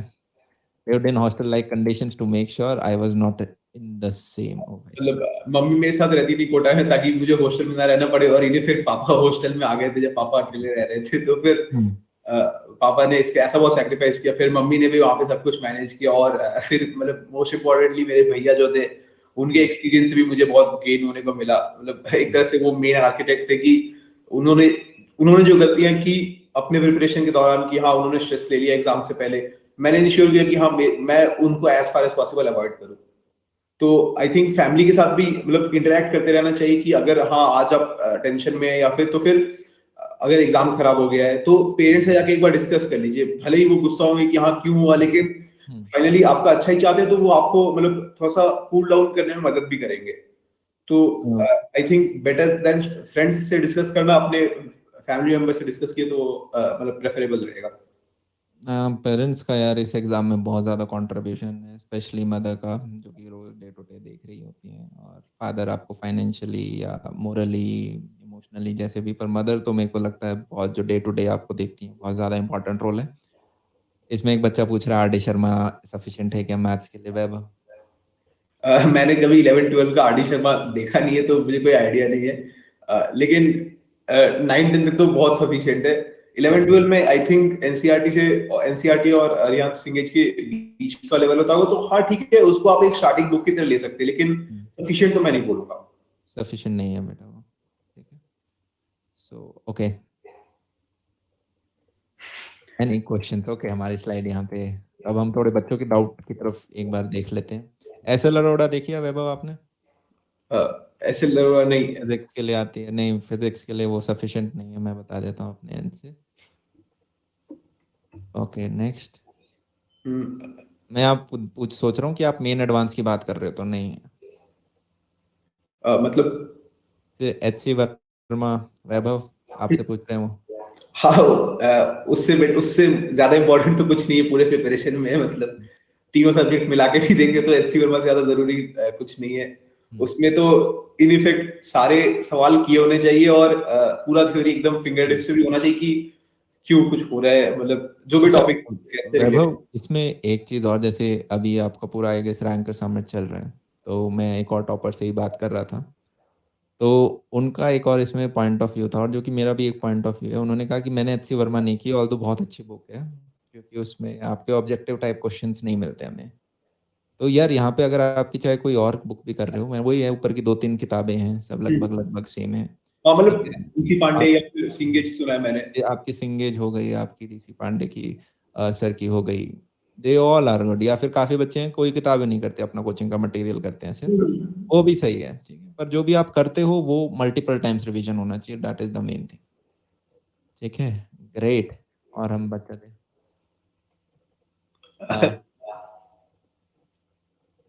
क्या मैं जेईई 12th के बाद निकाल सकता हूँ? मुझे कुछ नहीं आता। हाँ बिल्कुल, क्योंकि अगर अगर कोई 11th का बच्चा निकाल सकता है तो अभी तक इतनी मैच्योरिटी तो है ही कि मतलब बेटर तरीके से टॉपिक्स को फास्ट ग्रास्प कर सकेंगे, तो फिर अभी से स्टार्ट करें और अगले साल देना है तो फिर इजीली हो जाएगा। इनफैक्ट इस साल के लिए भी अगर कुछ बैकग्राउंड है, मतलब 11th में अगर एनसीईआरटी अच्छे से पढ़ रखी है तो फिर आराम से इस साल भी कर सकते हैं, लेकिन फिर वही है, सेल्फ डिसिप्लिन होना चाहिए बहुत। Is Pradeep publications enough? यार पब्लिकेशन का नाम मत लो, आप किताब के ऑथर का नाम लो, पब्लिकेशन तो बहुत सारी चीजें निकालती है, राइट? ओके वैभव, आप चाहो तो अपने एंड से भी कोई भी उठा सकते हो। SL Arora with previous year questions? नहीं यार, थोड़ा सा बेटर बुक्स हैं। SL Arora is very good for boards, ठीक है। आपका थोड़ा चलो बिट्स मेंस तक भी थोड़ा थोड़ा साथ दे देगी, एडवांस में तो आपको नहीं। हाँ तो एक जन ने मतलब बहुत जनों ने पूछा है कि हाउ टू मेक नोट्स, तो फिर नोट्स के लिए तो ऐसा रहेगा कि मतलब टीचर्स तो कुछ कुछ मतलब बोलते हैं कि हाँ ये नोट करो या फिर ऐसा कुछ जो मेन पॉइंट्स तो बोलते हैं, लेकिन आई थिंक मोस्ट इंपॉर्टेंट है कि क्लास नोट्स जब मैंने बोला कि मैंने इतनी बार रिवाइज किया है तो मैंने जो उन्होंने बोला वो तो पढ़ा ही है और वो बुक्स में भी मिल जाता है, लेकिन क्लास में हम लोग इसलिए ना क्योंकि वो जो इलस्ट्रेशंस करके दिखा रहे हैं उस समय वो ज्यादा इंपॉर्टेंट है कि उन्होंने कैसे किया और उनका थिंकिंग क्या है उसके पीछे। तो मैं ये इंश्योर करता था कि जो क्लास इलस्ट्रेशन है मैं उसके पीछे मतलब उन्होंने क्या लॉजिक, मतलब वो किस तरीके से वो उस मतलब मेथड पे पहुंचे हैं वो भी नोट करूँ, एक मतलब छोटे से पॉइंट पे कि मैं वो नोट कर लूं और उसको बार बार उसको ही देखता था मैं मेनली अपने नोट्स के रिवीजन में। तो आई थिंक ये नोट्स के लिए बहुत फायदेमंद होगा और पहले रिवीजन में हाईलाइट और अंडरलाइन वगैरह करना भी बहुत जरूरी है, मतलब केमिस्ट्री में तो खासकर। ठीक है। अच्छा यार वैभव, मैं 3-4 पॉइंट्स बोलता हूँ, आप मुझे बताओ, क्योंकि काफ़ी बच्चे लेट ऐड हुए हैं, तो मैं सिर्फ 3-4 लाइन में अगर समराइज कर पाऊँ तो। पहला ये कि जो हमारी जेई प्रिपरेशन है इसके लिए 3-4 पॉइंट इंपॉर्टेंट है। फर्स्ट, आपका जो सेल्फ स्टडी टाइम है that should be at least 1.5 times greater than your tuition time. बिल्कुल। सेकंड, इसमें ये कि आपका 1 subject, 1 teacher, 1 book, multiple revisions. अब केमिस्ट्री है तो टीचर आपके एक से ज़्यादा हो सकते हैं, पर आप एसेंस समझ गए उस चीज़ का, ग्रेट।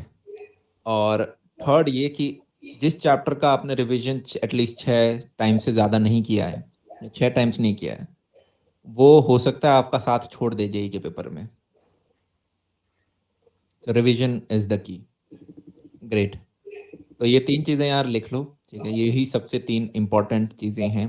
अब लास्ट में होता है डिसिप्लिन, जो कि सारी चीज़ को फ्यूल कर रहा होगा और एग्जीक्यूशन में लेके आ रहा होगा। तो डिसिप्लिन के लिए यार अपने कोर में आपकी 3 ऐसी चीज़ें क्या थी जिसने आपको मूव किया? क्या बचपन से ही यार हम घर में देख के मेहनती थे, या मम्मी पापा बहुत ज़्यादा पुश करते थे तो एक आदत बन गई थी, बचपन से टॉपर थे तो उस चीज़ को कवर करना एक आदत बन गई थी? या ये देखा कि यार माँ बाप इतना सेक्रीफाइस कर रहे हैं, करना चाहिए, फाइनेंशियली ऊपर जाना है, वो एक रीजन था? या सारे रीजंस थे? या आप डिस्ट्रैक्शंस में नहीं फंसे कभी? व्हाट वाज मेन टॉप 3 ऐसे हम पकड़ें तो?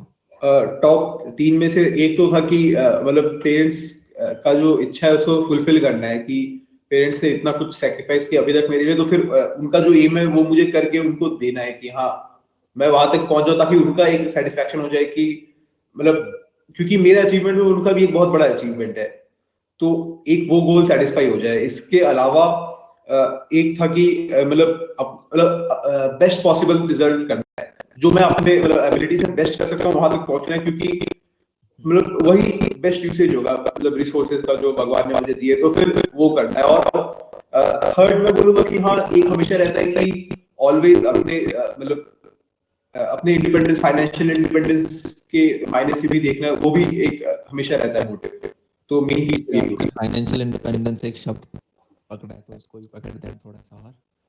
क्या नंबर है दिमाग में यार, इतना लाइफ में तो करना है तब एकदम, क्योंकि रैंक 3 निकाल लिए, अब लाइफ में हमेशा हाई एक्सपेक्टेशंस ही रहेंगी आपसे।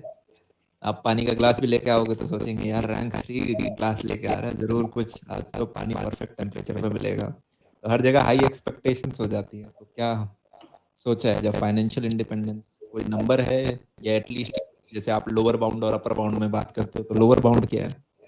मतलब अभी तो मैंने ऐसे उतना एक्सप्लोर किया नहीं कि पैकेजेस वगैरह के बारे में, और मैं श्योर भी नहीं हूँ कि मैं किसी कंपनी में जाऊँ। मतलब अभी तो जैसे मेरा ज्यादा इसी तरफ है कि या तो मैं स्टार्टअप की तरफ जाऊंगा या तो मैं रिसर्च की तरफ जाऊंगा। तो आई थिंक उसमें मतलब ऐसा है कोई नंबर प्रेडिक्ट कर पाना मुश्किल है।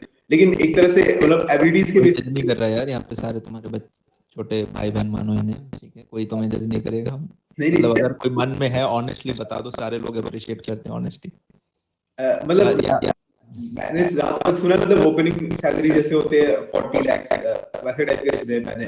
मतलब जो एवरेज ऑन एवरेज मिलता है, मतलब इनफैक्ट किसी आईटी ग्रेजुएट को उतने मिलते हैं। तो फिर टारगेट तो है कि उससे ऊपर थोड़ा सा लाइक 50-60 एम तो मेरा वहीं तक पहुंचने का है, मतलब in case I decide to go for that. और रिसर्च में आपने कहा था आपका रिसर्च में भी मन है, तो वो कैसे आगे कल को कहीं से मास्टर्स वगैरह करके क्या प्लान सोचा? हाँ प्लान मतलब रिसर्च के लिए तो यही रूट रहेगा कि मतलब यहाँ पे ऐसे अच्छे से कंप्लीट करके फिर किसी अच्छी यूनिवर्सिटी, प्रेफरेबली फॉरेन यूनिवर्सिटी से किसी प्रोफेसर के अंडर अच्छे से मतलब मास्टर्स और पीएचडी करना। चलो ठीक है, अब इस पॉइंट पे हम छेड़ेंगे नहीं ज्यादा। वैसे आपको पकड़ सकते हैं इसमें, बाहर फॉरेन यूनिवर्सिटी की हो मतलब फॉरेन चेंज भी बोल सकते हैं और एक्सपोजर के लिए भी। मतलब आई थिंक ये तो इंडिया के मतलब जो अपने प्रोफेसर होते होंगे वो भी प्रेफर करते होंगे। इनफैक्ट हमारे सभी प्रोफेसर्स बाहर से डिग्रीज लेके आए थे एमएस के, तो फिर ऑब्वियस है कि मतलब चेंज के लिए बेटर रहेगा वो। ठीक है, ओके। इस प्रतीक, ये बच्चा बहुत स्पैम मार रहा है, इस प्रतीक को enough for JEE preparation no. Okay, तो मैंने एक सवाल देखा, how to relax when bored from study.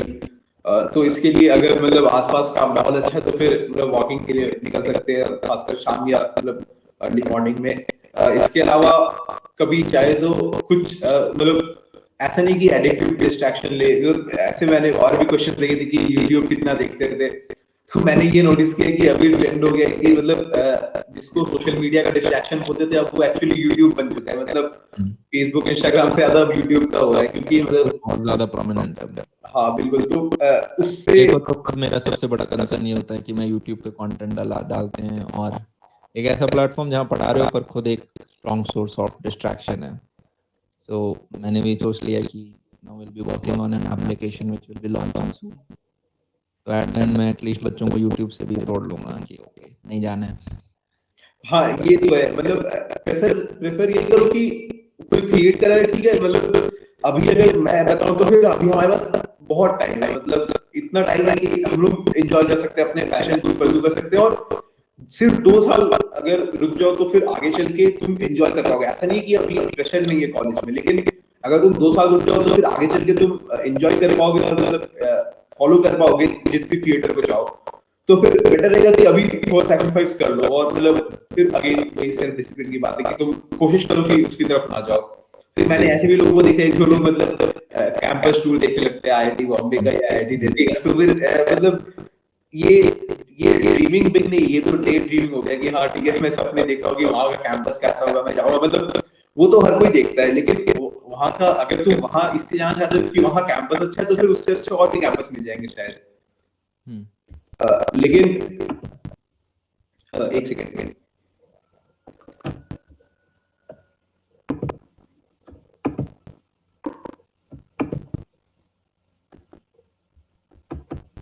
ये एक्सटेंड क्लास का ऑप्शन है, लेकिन आई थिंक कंटिन्यू करने से हो नहीं रहा है। नहीं, मैं कर देता हूँ। हाँ तो उससे अच्छे और कैंपस मिल ही जाएंगे, लेकिन मतलब मेन है कि वो एक इंस्टीट्यूशन ऑफ प्रोमिनेंस है, तो फिर वहाँ पे जो आप गेन करेंगे वो बहुत होगा। यहाँ पे इतने सारे टेक टीम्स है, टेक क्लब्स है जो कि मतलब स्पेसिफिक प्रोजेक्ट्स की तरफ काम करते हैं, और आप मतलब उसके ऐसे ब्रांच इंडिपेंडेंट मतलब होते हैं सिलेक्शंस। तो फिर बहुत इंडिपेंडेंस है, आपको बस थोड़ा सा सेल्फ डिसिप्लिन लाना है सिर्फ 2 साल का, या उसके बाद फिर आप मतलब एंजॉय कर सकते हैं अपनी पढ़ाई को साथ साथ इन चीज अपने पैशंस को। तो आई तो थिंक वैभव अभी क्या करता है जब कॉलेज भी स्टार्ट नहीं हो रखा है, जेई की प्रिपरेशन भी खत्म हो रखी है, कॉलेज तो स्टार्ट है मतलब मतलब वैसे दोस्त वोस्त नहीं है, घर से ही पढ़ रहे हैं हम।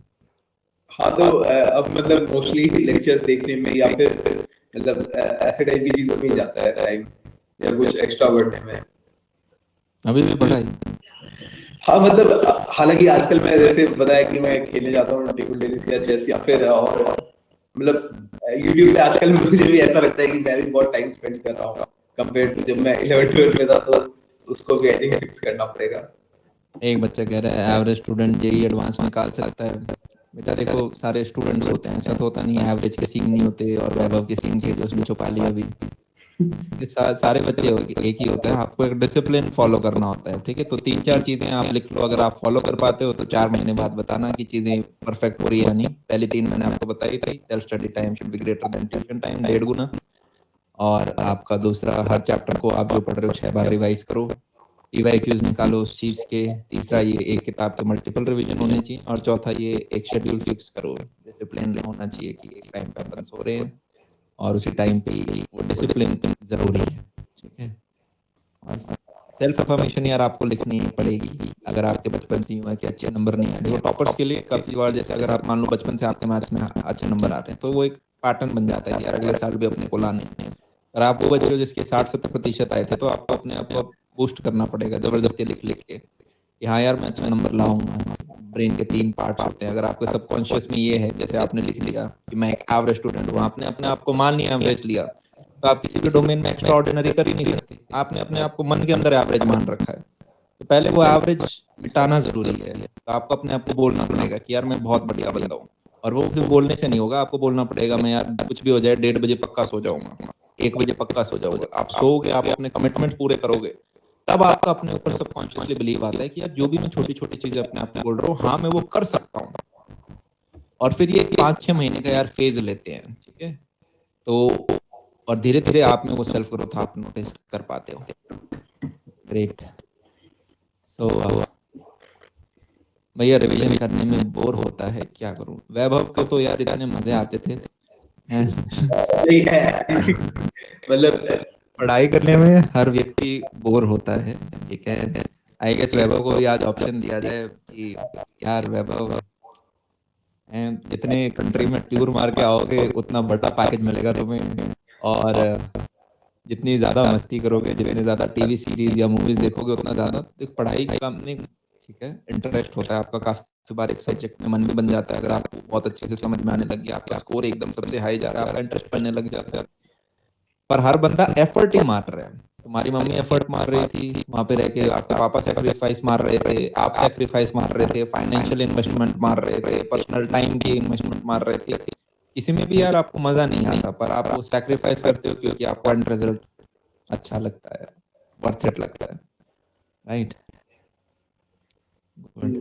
कुछ लोग पूछ रहे हैं मतलब सब्जेक्ट वाइज स्ट्रेटजी, तो फिर इनऑर्गेनिक के लिए आई थिंक एक स्पेसिफिक क्वेश्चन देखा मैंने, तो इनऑर्गेनिक के लिए मेरा स्ट्रेटजी यही था कि एनसीईआरटी तो पहले एकदम फिंगर डिप्स होनी चाहिए, मतलब फिंगर डिप्स मतलब एग्जैक्ट फिंगर डिप्स, मतलब जैसे मेरे मेन में भी मेरे जेई मेन में एक सवाल आ गया था जनवरी में, मतलब जिसके बाद मुझे ये रियलाइज हुआ कि एक्चुअली में फिंगर डिप्स होना चाहिए कि एकदम एनसीईआरटी के सरफेस केमिस्ट्री से एक लाइन उठाया और छाप दिया मेरे पेपर पे। और मुझे उसका मतलब लॉजिकली मैं उसको समझ नहीं पाया कि जो मैंने पढ़ा था खुद से उस चैप्टर को ऑब्वियसली मैंने उतना ध्यान से नहीं पढ़ा था, तो मैं लॉजिकली उसको डिड्यूस नहीं कर पाया, मैंने कुछ गलत डिड्यूस कर लिया और फिर गलत हो गया।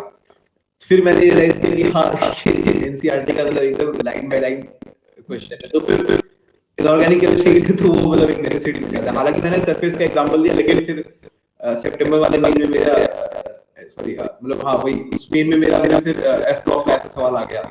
तो ऐसे टाइप के सवाल एग्जैक्ट आएंगे और इन्होंने मतलब एनसीईआरटी तो एकदम होनी चाहिए फिगर से। और उसके अलावा बाकी जो बाकी बेसिक चैप्टर्स हैं उनको पढ़ने के लिए तुम और भी सोर्सेज यूज कर सकते हो, मतलब जैसे ऑनलाइन कंटेंट मिल जाएगा या फिर बुक्स जो प्रिस्क्राइब्ड है। ठीक है, कुछ बच्चे पूछ रहे हैं भैया 11th-12th के कोर्स कब स्टार्ट होंगे? काफ़ी जल्दी स्टार्ट होंगे। 1-2 चीज़ें जो कि मैं कवर कर रहा हूँ, काफ़ी मेजर अनाउंसमेंट उनकी हो, जैसे कि मैं एक बार बैच स्टार्ट करूँ तो बीच में दिक्कतें ना आए, पर काफ़ी जल्दी स्टार्ट हो रहे होंगे, लेस देन 30 डेज के अंदर, ठीक है? ग्रेट। सो नेक्स्ट चीज, एक बच्चे का यार अच्छा डाउट, कितने घंटे पढ़ते थे? बता दो यार वैभव, एक नंबर बता दो। हाँ यार, नंबर घंटों से फर्क नहीं पड़ता। आपके 70 है, 75 है, 80 है, एक लोअर बाउंड जरूर होना चाहिए। जैसे बताया कि यार अगर स्कूल नहीं है तो कोशिश करो कि यार 10 घंटे पढ़ रहे हो, स्कूल है तब भी कोशिश करो कि यार अपन स्कूल के बाद कुछ 5-6 घंटे एटलीस्ट निकाल पा रहे हो। ठीक है, तो आप 8 घंटे पढ़ सकते हो ऑन एन एवरेज, ग्रेट। आप 9 पढ़ सकते हो, वेल एंड गुड। आप 10 पढ़ सकते हो, वेल एंड गुड। बस ऐसा ना हो किसी दिन 17 पढ़ रहे हो फिर अगले 2 दिन सो रहे हो, मतलब उस टाइप की चीजें भी नहीं करनी, बैलेंस बना के चलना है।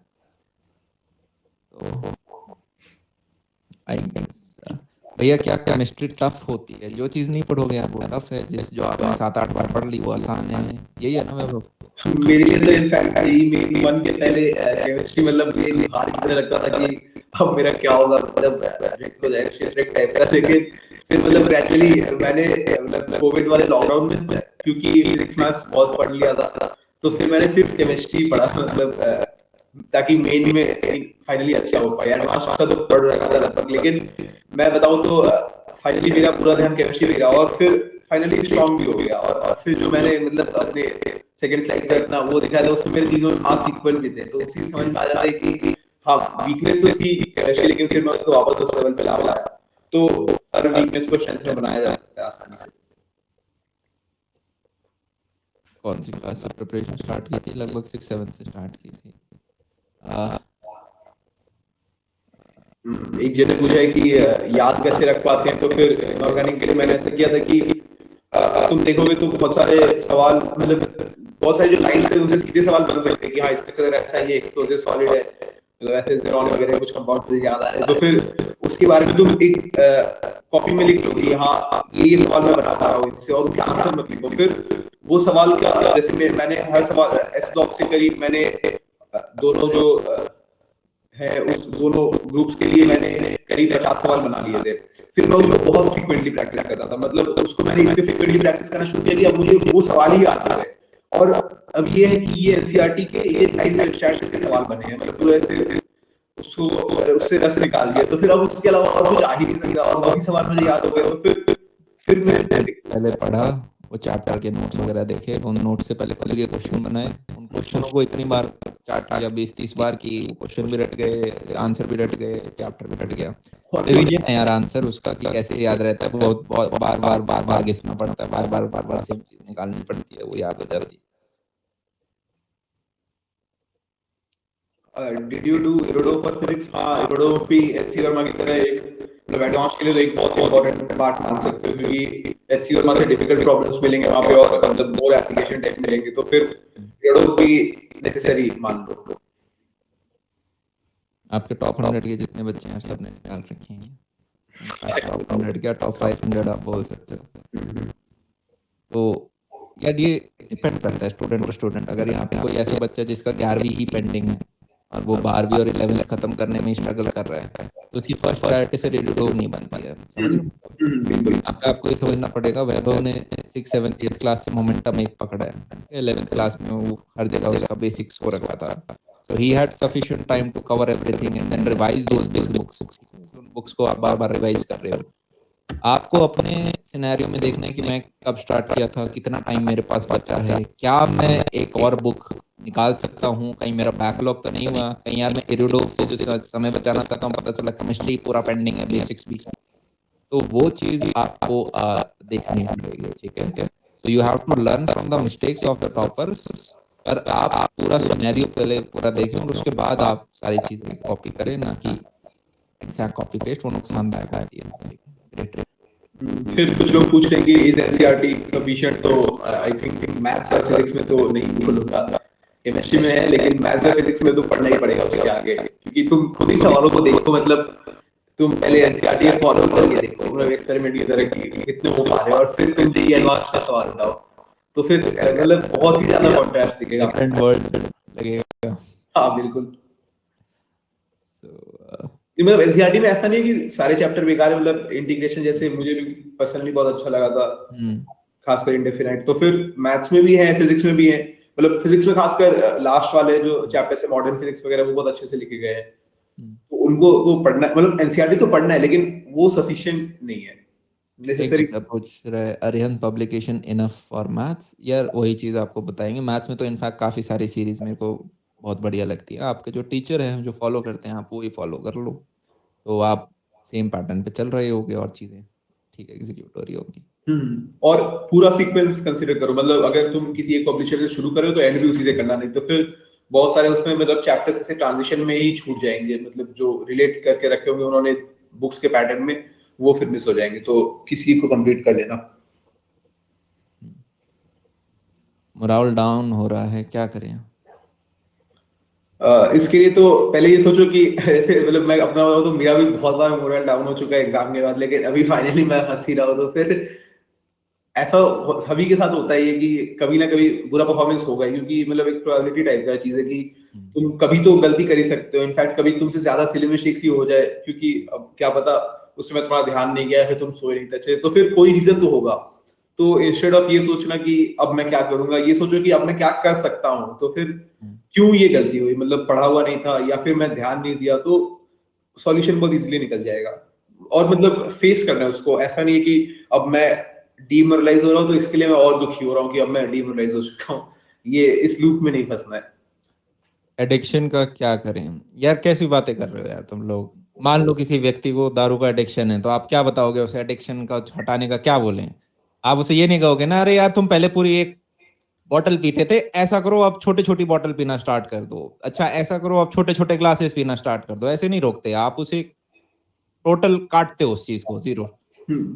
तो सेम चीज यार यहाँ पे आपको करनी है। अगर आपको लगता है मोबाइल आपका डिस्ट्रैक्शन है तो उसे पूरा काटो। आपको लगता है नहीं यार ऑनलाइन क्लास है मेरी, वो तो लेनी ही पड़ेगी, तो अपने मम्मी को बना दो उस चीज का वार्डन कि यार जब मेरी क्लास हो तब आप मेरे को उसे चीज दिखाओ, मेरे को व्हाट्सएप पे कुछ भेजना होता है इंपॉर्टेंट ग्रुप में, तब सिर्फ मैं आपसे लूंगा।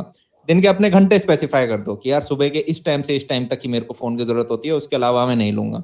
अभी मेरी रिसेंटली एक बच्चे से कुछ बात हो रही थी, तो वो कह रहा मैं पढ़ाई के अलावा इतना टाइम और लेता हूँ बस अपनी खुद की एंटरटेनमेंट के लिए।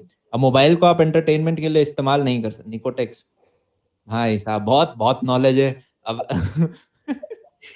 और ऑर्गेनिक रिएक्शन यहाँ याद नहीं हो रहे, और ये सारी चीजें याद है भाई साहब।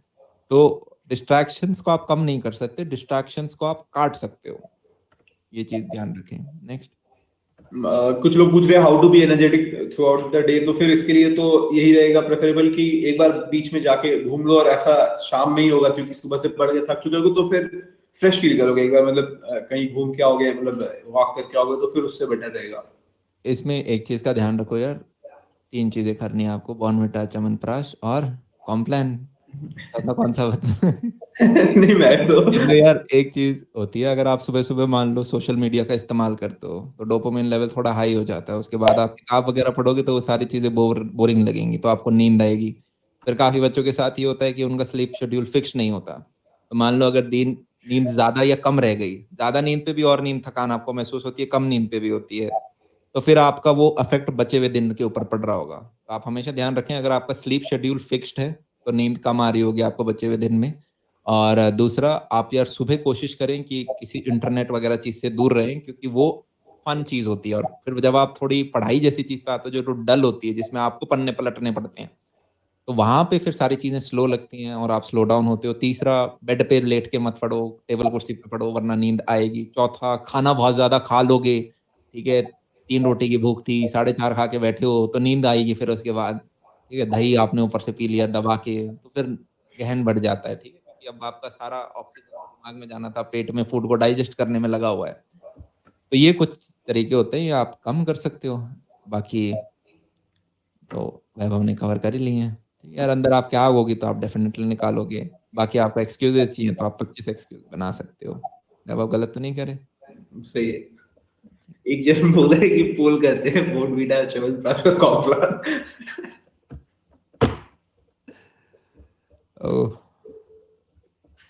यार, ओवर थिंकिंग का क्या करें यार, ये तो मेरे को भी नई चीज लग रही है। बच्चे आजकल 2-4 महीनों से मैं देख रहा हूँ ओवर थिंकिंग को एक प्रॉब्लम लेके आ रहे हैं, मतलब हमारे टाइम में ऐसा कुछ होता ही नहीं था। मतलब क्या ओवर ये किस, एक्स्ट्रा इंटरनेट की वजह से नई चीज आ रही है ओवर थिंकिंग?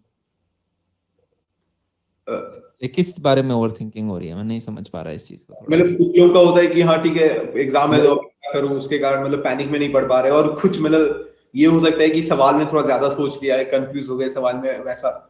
तो नहीं नहीं, सवाल वाला ओवर थिंकिंग नहीं बोल रहे हैं, ये नॉर्मल जनरल लाइफ वाला ओवर थिंकिंग लग रहा है कि क्या मैं फ्यूचर में ये पढ़ूं या वो पढ़ूं, या किस चीज़ को कितना टाइम दो, और इवेंचुअली हम किसी भी चीज़ को टाइम नहीं दे रहे हैं और शायद सिर्फ सोचते ही जा रहे हैं। ये वो वाला ओवर थिंकिंग शायद है। हाँ, इसमें यार आपको वही बताया आपको। हाँ बताओ वैभव, आप बताओ। मैंने डिस्कस किया था अपने दोस्त से, तो फिर वो भी ऐसा बोल रहा था कि वो सोच रहा था मतलब कुछ महीने पहले कि उसने 1 साल बर्बाद कर दिया, फिर अभी वो सोच रहा है कि उसने वो महीना ये सोचने में बर्बाद कर दिया कि वो 1 साल पहले क्या कर रहा था।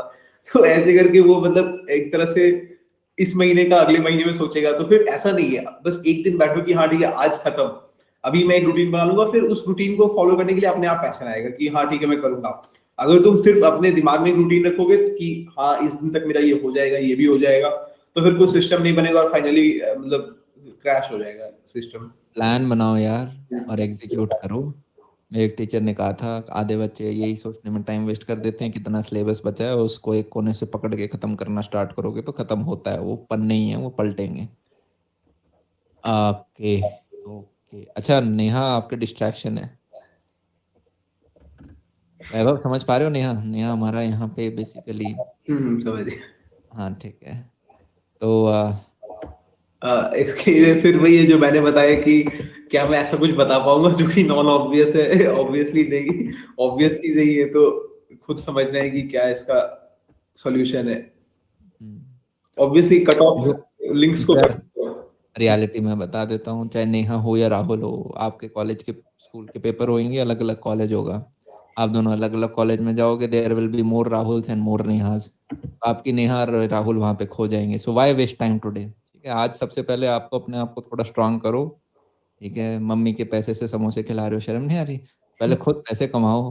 ठीक है, कैफे वैफे लेके जाओ, थोड़ा स्टैंडर्ड बनाओ। पहले खुद को प्यार करना स्टार्ट करो, खुद की इनसिक्योरिटीज को दूर करो। ठीक है, उसके बाद ये सारी चीजें अपने आप टाइम के साथ आ जाती हैं, राइट? जैसे आपकी जॉब लगती है तो आप गाड़ी ले लेते हो ना, क्योंकि आपके पास अब रिसोर्सेज है उस चीज को लाने के लिए। कल को वैभव और पैसे कमा लेगा तो वो फिर कहेगा ओके मेरा खुद का बंगला होना चाहिए, तो वो बंगला अपने आप आ जाएगा, राइट? आप 9th 10th 11th में नहीं सोचते बंगले के आगे खड़े होके कि ओके। तो ग्रेट। आई गेस वही यार, तुमने सही कहा, सबको ऑलरेडी चीजें पता है, आपको उन चीजों से दूर रहना पड़ेगा। प्यार व्यार सब धोखा है, पढ़ लो बेटा, मौका है। सो आई गेस हमने सारी चीजें यार वैभव यहाँ पे कवर कर दी हैं, और इसे अब हम समाप्त कर सकते हैं। लास्ट में कुछ डाउट्स हम देख लेते हैं। हाँ आई थिंक एक चीज बहुत सारा देखा मैंने, जैसे प्री आरएमओ दिया क्या या फिर ओलंपियाड्स के लिए।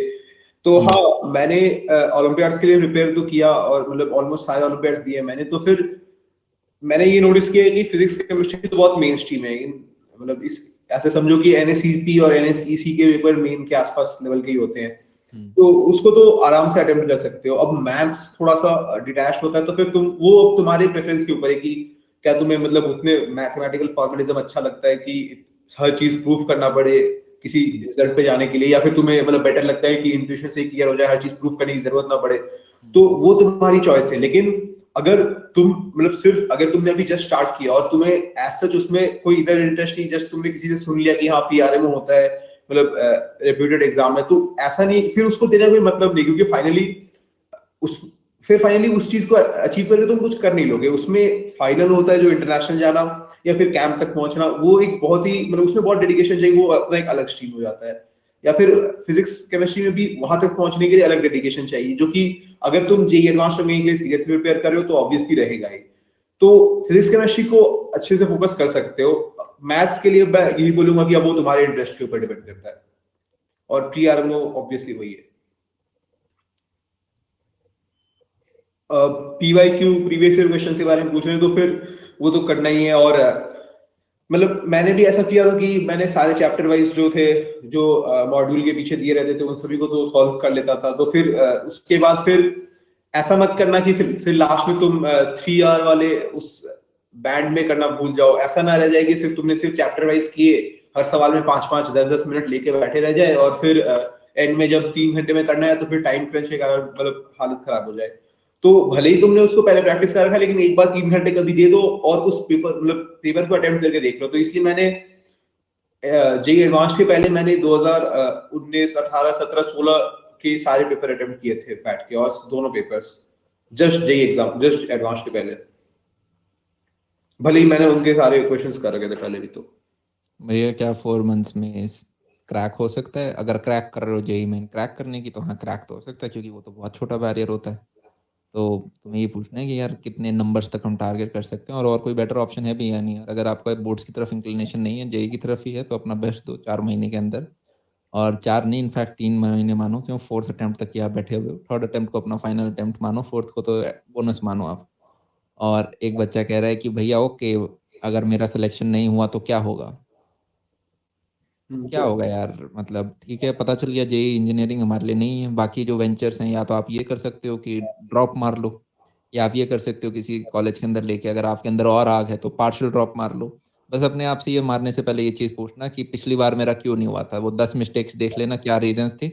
और अगर आप कंफर्ट 100% श्योर हो कि यार उन 10 में से एक भी चीज़ मैं अगले इस साल में अटेम्प्ट नहीं मारूंगा, तभी ड्रॉप करना, वरना फिर ड्रॉप का क्या फायदा है। ठीक है ना? ड्रॉप का मतलब ये नहीं है कि पक्का निकल जाएगा यार, वो तभी होगा जब आप पिछले सालों की मिस्टेक इस साल रिपीट नहीं कर रहे होगे। यार नोट्स रिवाइज नहीं कर रहा था, फोनों पे टाइम वेस्ट करता था, वो सारी चीजें काटनी पड़ेंगी आपको। और फिर भी सिलेक्शन नहीं हुआ तो ठीक है यार, हमें पता चल गया इंजीनियरिंग हमारे लिए नहीं है। लाइफ में और भी बहुत ज्यादा वेंचर हैं, शुरुआत में भी बताया था। जो आपके जितने भी मिलियनर्स हैं यूनाइटेड स्टेट्स के अंदर, उसके अंदर सिर्फ 10% लोग ही मिलियन प्रोफेशनल्स हैं। डॉक्टर, इंजीनियर, लॉयर, सीए सब उसके अंदर आ गए। तो बचे हुए 90% में अपनी जगह ढूंढ लेना। आपके अंदर कुछ होगा तो आप डेफिनेटली निकाल रहे होगे। That's it. आपके अंदर कुछ होगा का मतलब ये नहीं है कि कुछ इनबॉर्न टैलेंट होगा। आपके अंदर आग होगी कुछ पाने का। ठीक है, इनबॉर्न टैलेंट कुछ नहीं होता। वैभव ऐसा तो नहीं था किताब पढ़ते थे रोबोट की तरह और बस स्कैन मार ली पूरी की पूरी, डन, और बाकी बच्चे ऐसे दुखी हो रहे हैं मतलब। घिसना तो पड़ता है ये सबको, चाहे कुछ भी हो जाए। फाइनली बुक्स तो वही है जो सब पढ़ते हैं, अब उस पे किसने कितनी मेहनत की वही है। ऐसा कुछ आई थिंक कोई पहले से कुछ लेकर नहीं आता कि वो एग्जाम में उसको यूज कर सके, वो तो डेवलप करना पड़ेगा। लाइफ में यार, चाहे जेई हो कुछ भी हो, आपको 3 साल तो एटलीस्ट, मैं कहता हूँ कि 3 से 4 साल आपका मेहनत करना पड़ेगा। कुछ लोग जेई के टाइम कर लेते हैं, कुछ लोग सरकारी जॉब से पहले कर लेते हैं।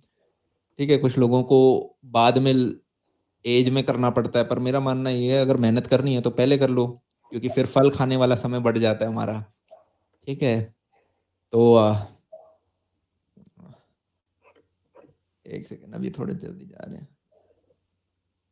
अमन भैया फोकस कैसे करें इसमें? यार ऐसा कर सकता है जैसे कॉन्वेक्स लेंस लेक। ठीक है, और फोकस यार आपको पहले ये देखो, फोकस हट किस चीज से रहा है। डिस्ट्रैक्शन से हट रहा है तो डिस्ट्रैक्शंस को काट दो। एक पन्ने पे लिख लो, ये 5 चीजें डिस्ट्रैक्ट करती है मुझे। ओके, मुझे फोन करता है। ओके, मेरा छोटा भाई बहुत आवाज करता है। ओके, मेरे साइड पड़ोस के दोस्त आ जाते हैं। फिर उनको एक एक cut cut cut cut cut. फिर देखो 10 दिन, बीच में तलब आएगी, ओहो फोन चला गया, आज तो लगता है सांस बंद हो जाएगी, रात को नींद कैसे होगी। उसको रजिस्ट करो, फाइट करो उस चीज को, और आप देखोगे 10 दिन बाद यार, अरे बढ़िया लग रहा है, अब मैं फोकस जाता हूँ। अपने आपको सराउंड कर लो किताबों से। That's it.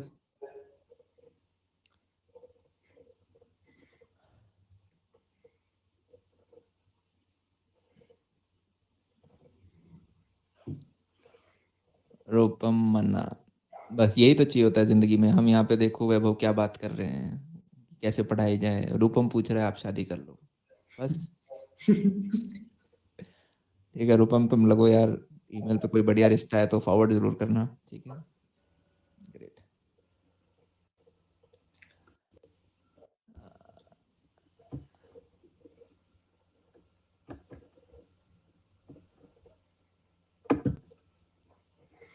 कुछ लोग पूछ रहे हैं कि जेई मेंस में इतने मार्क्स पे कितनी रैंक आ जाती है, तो फिर वो डेटा आई थिंक इजीली मिल जाएगा नेट पे, बहुत एनालिसिस मिल जाएगा तो पे। तो गूगल कर लो। बिल्कुल। और आई थिंक मार्क्स के बेसिस पे ज्यादा बेटर रहेगा। ऐसा टारगेट करोगे कि इस रैंक तक पहुंचना है, तो फिर वो बहुत रैंडम हो जाता है कि खासकर ये परसेंटाइल सिस्टम के बाद फिर अब पेपर पे डिपेंड करता है कि कैसा है। तो फिर मार्क्स को टारगेट करो कि हाँ इतने सवाल तो मैं करके ही आ जाऊंगा कुछ भी हो जाए। हम्म, तो वो रहेगा, तो फिर वो एक कांस्टेंट एम रहेगा तुम्हारा। Some tips on time management already यार यूट्यूब पे काफ़ी डिटेल्ड वीडियो बनाया है, एक बार सर्च कर लो, बहुत टॉप पे आ जाएगा। Time table, just search time table, वो टॉप वीडियो मिल जाएगा आपको।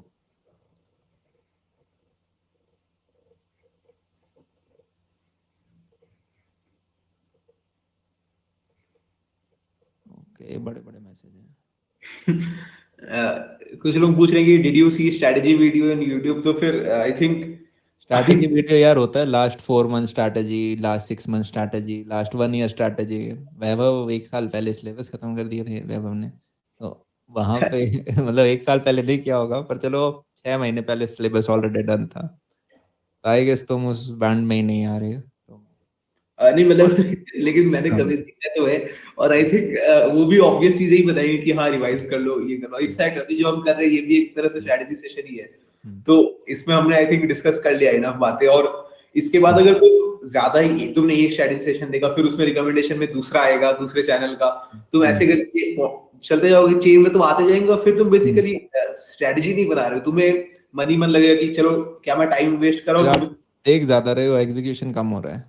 हाँ, तुम सोचोगे कि हाँ जेई रियलिटी तो देख रहा हूँ, क्या फर्क पड़ता है, मतलब कुछ काम का ही तो कर रहा हूँ, लेकिन इन इफेक्ट तुम प्रोक्रेस्टिनेट कर रहे हो, तो फिर वो बर्बादी ही है।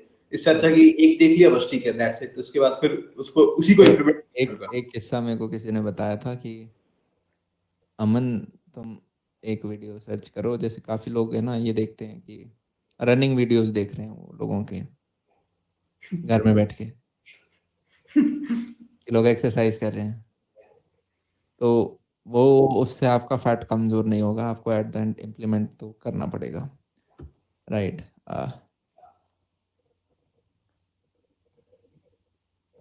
JEE course will be coming in less than 30 days, we are only waiting. मेरे को रोका गया है क्योंकि काफ़ी बच्चों के 11th क्लास के अभी भी पेपर चल रहे हैं। और मुझे कहा गया है कि if I start a batch now, तो हो सकता है काफ़ी बच्चे मिस आउट कर देंगे उस चीज़ को। तो मैं बस थोड़ा-सा वेट कर रहा हूँ कि कुछ बच्चों के जो स्कूल 11th अभी खत्म हो गए तुम्हारे स्कूल के पेपर? नहीं हुए ना, जैसे कुछ के येस हो रहे हैं, कुछ के नो।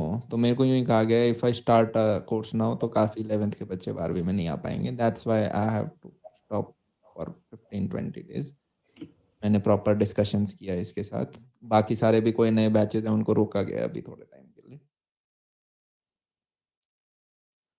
नहीं, अप्रैल तक तो नहीं रुकूँगा यार।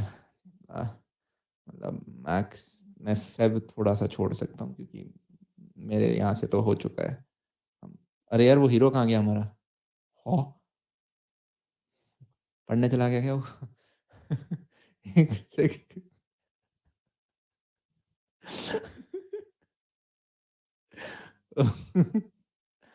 ओहो! 11:30 सो रहा था, 11:30 से ऊपर हो गया, चलो मैं तो सोने जा रहा हूँ। ओके, आई गेस यार सेशन एक्सटेंड नहीं हो पाया उसकी साइड से और एंड हो गया ये। ग्रेट यार, काफ़ी बढ़िया लगा मुझे बात करके, काफ़ी अच्छा कूल बंदा था वो, और बहुत सारी अच्छी चीज़ सिखाई, हँसी-मज़ाक साइड में, ठीक है? और देखो यार, एंड चीज़ वही है, आपको एफर्ट मारने पड़ेंगे, डिसिप्लिन आना पड़ेगा, सबसे छोटी-छोटी चीज़ें देखो जो आप कंट्रोल कर सकते हो। नींद को कंट्रोल कर सकते हो, किस टाइम पे सोना है, कोशिश करो 1 बजे निकाल लो, आप 12 बजे सोने वाले बहुत कम बच्चे लग रहे हैं मेरे को। पर 1 बजे अपना एंड लिमिट कि यार 1 बजे सो जाऊँगा, सुबह 7-8 बजे उठ जाऊँगा। आप वो व्यक्ति हो, नहीं मैं तो 11 बजे ही सो सकता हूँ, तो ठीक है, सुबह फिर अपना टाइम पे 6 बजे उठ जाओ, ठीक है? तो ग्रेट, इससे साथ में और ज़्यादा अरे हीरो आ गया हमारा, अरे सॉरी, डिस्कनेक्ट हो गया था। नैप लेने गए थे 10 मिनट का। हाँ, सही है, बीच-बीच में बढ़िया। अ, यहाँ पे बच्चे कह रहे थे वो तो सोने चले गए टाइम पे। नहीं नहीं, हाँ एनटीएससी के बारे में कुछ हम पूछ रहे हैं, तो हाँ एनटीएससी के लिए प्रिपेयर करना चाहिए, क्योंकि स्कॉलरशिप पे मिलेगा तो क्या प्रॉब्लम है। तो और ऐसे भी अभी बोर्ड्स के लिए पढ़ी रहे, तो सोशल साइंस पढ़ी लो ताकि निकल ही जाए। हुँ। तो ठीक है, और 9 में हो तो ऑब्वियसली पढ़ ही सकते हो आराम से। या कॉन्फिडेंस नहीं आता। देखिए यार, कॉन्फिडेंस, कॉम्पिटेंस 2 चीज़ होती हैं, ठीक है? मान लो आप बहुत अच्छा क्रिकेट खेलते हो अपने स्कूल में, आप कॉन्फिडेंट हो कि यार अपना बैटिंग करने आएँगे, अच्छे खासे रन बनाएँगे। फिर आप मत खेलो 2 साल के लिए। तो 2 साल बाद आप कॉन्फिडेंट नहीं हो। तो confidence is directly proportional to practice. आपने किसी चीज़ की प्रैक्टिस ज़्यादा कर रखी है तो आप कॉन्फिडेंट होगे, आपकी प्रैक्टिस कम है तो आप लेस कॉन्फिडेंट हो, ठीक है? आपको स्टेज में बोलने से डर लगता है, बहुत बढ़िया, आप प्रैक्टिस कर लो थोड़ी सी, अब आपको डर नहीं लगेगा, आप कॉन्फिडेंट बंदे बन गए, तो it's directly proportional to practice. Great. Next चीज हम के अब एनटीएससी के बाद फिर केवीपीआई के बारे में पूछ रहे हैं, तो हाँ ठीक है, वो भी कर लो। अगर मान लो तुम्हें केवीपीआई में अगर तुम्हारा पैशन होगी साइंस पढ़ना है या फिर फिजिक्स या केमिस्ट्री किसी को परस्यू करना है, तो फिर या मैथ्स को, तो यार वो मैं एक चीज विवेक बोलूंगा, शायद आप यहाँ पे काफी बच्चे इस एंगल से भी पूछते हैं कि मान लो कि वो पढ़ जेई का ही रहे हैं, हम्म। फिर फॉर्म आ गया केवीपीवाई का और वो बस 5-10 दिन या मैक्स 15 दिन, 15 दिन भी मैं ज्यादा बोल रहा हूँ, सिर्फ इतना पढ़ के केवीपीवाई दे रहे हैं, तो should they give the 10-15 days investment towards KVPY और should they just focus on JEE, अगर उन्होंने उसको प्लान नहीं कर रखा तो? मुझे लगता है कि अगर प्लान का पार्ट नहीं और सडन है क्योंकि फॉर्म दिख गया, भर दिया, दोस्त ने भरा, दोस्त भर रहे हैं। नहीं तो फिर आई थिंक वो एक तरह से तुम अपने मेन टारगेट से काट रहे हो, तो फिर ऐसा नहीं करना। अगर तुम्हें लग रहा है कि हाँ थोड़ा भी चांस है कि मैं, और ये भी है कि उसका स्कॉलरशिप तभी मिलेगा जब तुम किसी साइंस ब्रांच को परस्यू करोगे, किसी मतलब आईएससी या फिर किसी और किसी भी कॉलेज में, लेकिन इंजीनियरिंग पे नहीं मिलेगा, तो फिर वो भी समझ लो कि अगर फाइनली तुम्हें कुछ लेने में वो इंटरेस्ट नहीं है, तो फिर क्यों करना, हम्म। टाइम वेस्ट ही है। अगर तुम्हें जस्ट नहीं, ये प्रिपरेशन यार आप प्लानिंग में कह रहे हो कि एटलीस्ट 1-2 महीने बच्चा प्रिपेयर करे, या फिर पहले से ही माइंड सेट बना रहा हो और जेई के साथ ही उसने अलाइन कर रखा हो उस चीज को?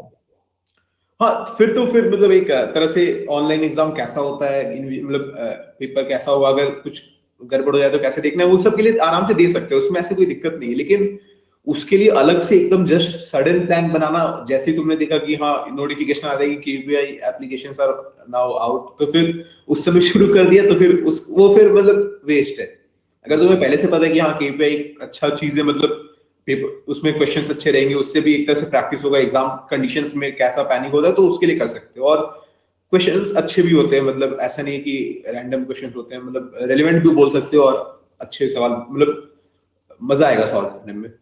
कितने आवर्स सोना चाहिए? 6 to 8 यार आपको बता दिया गया था ऑलरेडी। 6 से 8 घंटे की नींद लो, बाकी 6-6.5 घंटे ले लो, काफी होता है। ठीक है, बात ज्यादा आती है तो 8 से ज्यादा नहीं जाना चाहिए। राइट। कुछ लोग पूछ रहे हैं कि नाइन्थ में हो तो कैसे प्रिपेयर करूं जेई का, तो फिर ये है कि जो भी तुम चाहे आईसीएससी में हो या सीबीएसई में, तो फिर अपना खत्म करो, फिर अगले क्लास से खत्म करो, और फिर जेई स्पेसिफिक बुक्स पे चले जाओ। Okay. Mistake during your preparation, हाँ तो मैंने अपने मतलब प्रिपरेशन के मैक्सिमम पार्ट तक केमिस्ट्री को बहुत इग्नोर करके रखा, जिसके कारण कि मतलब जनवरी में आते आते और फिर मतलब जनवरी में फिर बोर्ड्स वाले समय में जब अप्रैल में होने वाला, तो उस समय तक मुझे सिर्फ केमिस्ट्री पढ़ना पड़ा, और फिर उसके बाद मैं थोड़ा सा फिजिक्स और मैथ्स से थोड़ा डिस्कनेक्टेड फील करने लगा था। तो आई थिंक इसलिए तीनों को एक साथ लेके चलोगे तो बेटर रहेगा। मतलब मैंने ये आई थिंक बहुत बड़ा गलती किया था प्रिपरेशन में, कि केमिस्ट्री को मैंने बहुत कम कंसिडर किया। हालांकि इसका इफेक्ट नहीं हुआ क्योंकि मैं जल्दी सावधान हो गया, लेकिन ऐसा भी हो सकता है कि तुम्हारे पास टाइम ना बचे, तो तीनों को एक साथ इक्वली लेके चलो। भैया आपकी कोई गर्लफ्रेंड थी? हाँ थी ना, फिजिक्स केमिस्ट्री मैथ्स, बताओ तीनों के बारे में, एक्सप्लेन करो क्या क्या आपके संबंध थे तीनों के साथ। हॉबीज भी पूछ रहे हैं, हॉबीज बताई थी यार, शुरुआत में लिखी गई थी, चेस थी और टेबल टेनिस वहीं पे आप खेल लिया करते थे, बाकी फिर दोबारा एडिशनल हॉबीज, फिर पीसीएम फिर से? नहीं मतलब एडिशनल इसके अलावा और क्या ही करूंगा, मतलब हॉबीज लाइक होता है कुछ लोगों का ऐसे गाने सुनना वगैरह, लेकिन वैसे कुछ मैं नहीं करता था।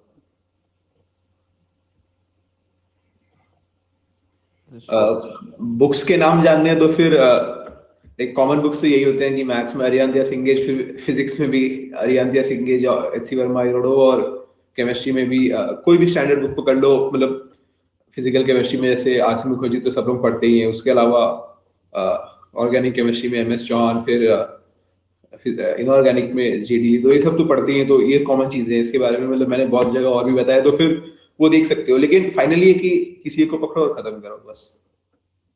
Is NCERT enough? आप कुछ बोल रहे थे? अरे नहीं नहीं, मैं तो डाउट पढ़ रहा था, बहुत इंटरेस्टिंग डाउट पूछते हैं बच्चे रात को, भैया बाल इतने बड़े क्यों कर रहे हो, why should girls have all the fun, इसलिए कर रहा हूँ बड़े।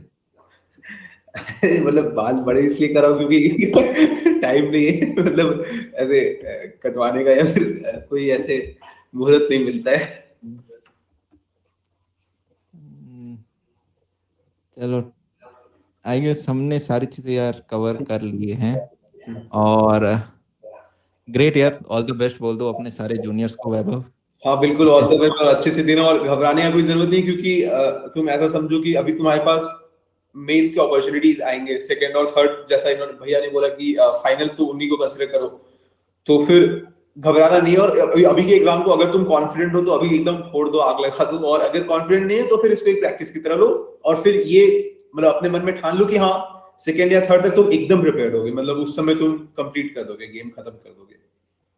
तो इसमें या अगर यार किसी बच्चे को नीट के टॉपर्स या और टॉपर्स देखने हैं तो आज वो भी अलाइन थे, उनके आप रिकॉर्डेड देख सकते हो। ठीक है, जाके आप अनअकैडमी प्लेटफॉर्म पे देखोगे तो काफ़ी सारे टॉपर्स के आज सेशंस हुए हैं, उन्हें आप जाके देख सकते हैं। आई गेस नीट में तो रैंक 1 2 3 को भी लेके आया गया है, और जेई में रैंक 3 हमारे साथ हैं ही, रैंक 4 रैंक 5 भी हैं, आप चाहें तो उनका देख सकते हैं। टॉप 100 में मतलब 30-40 बच्चों को आज शायद सेशन हुए हैं आजकल में। तो इसी के साथ जनाब आज का ये सेशन समाप्त करते हैं, तब तक के लिए Siya, have a good day, bye bye, take all the care, all the best. Siya, I am ending this session, good night, all the best. Bye.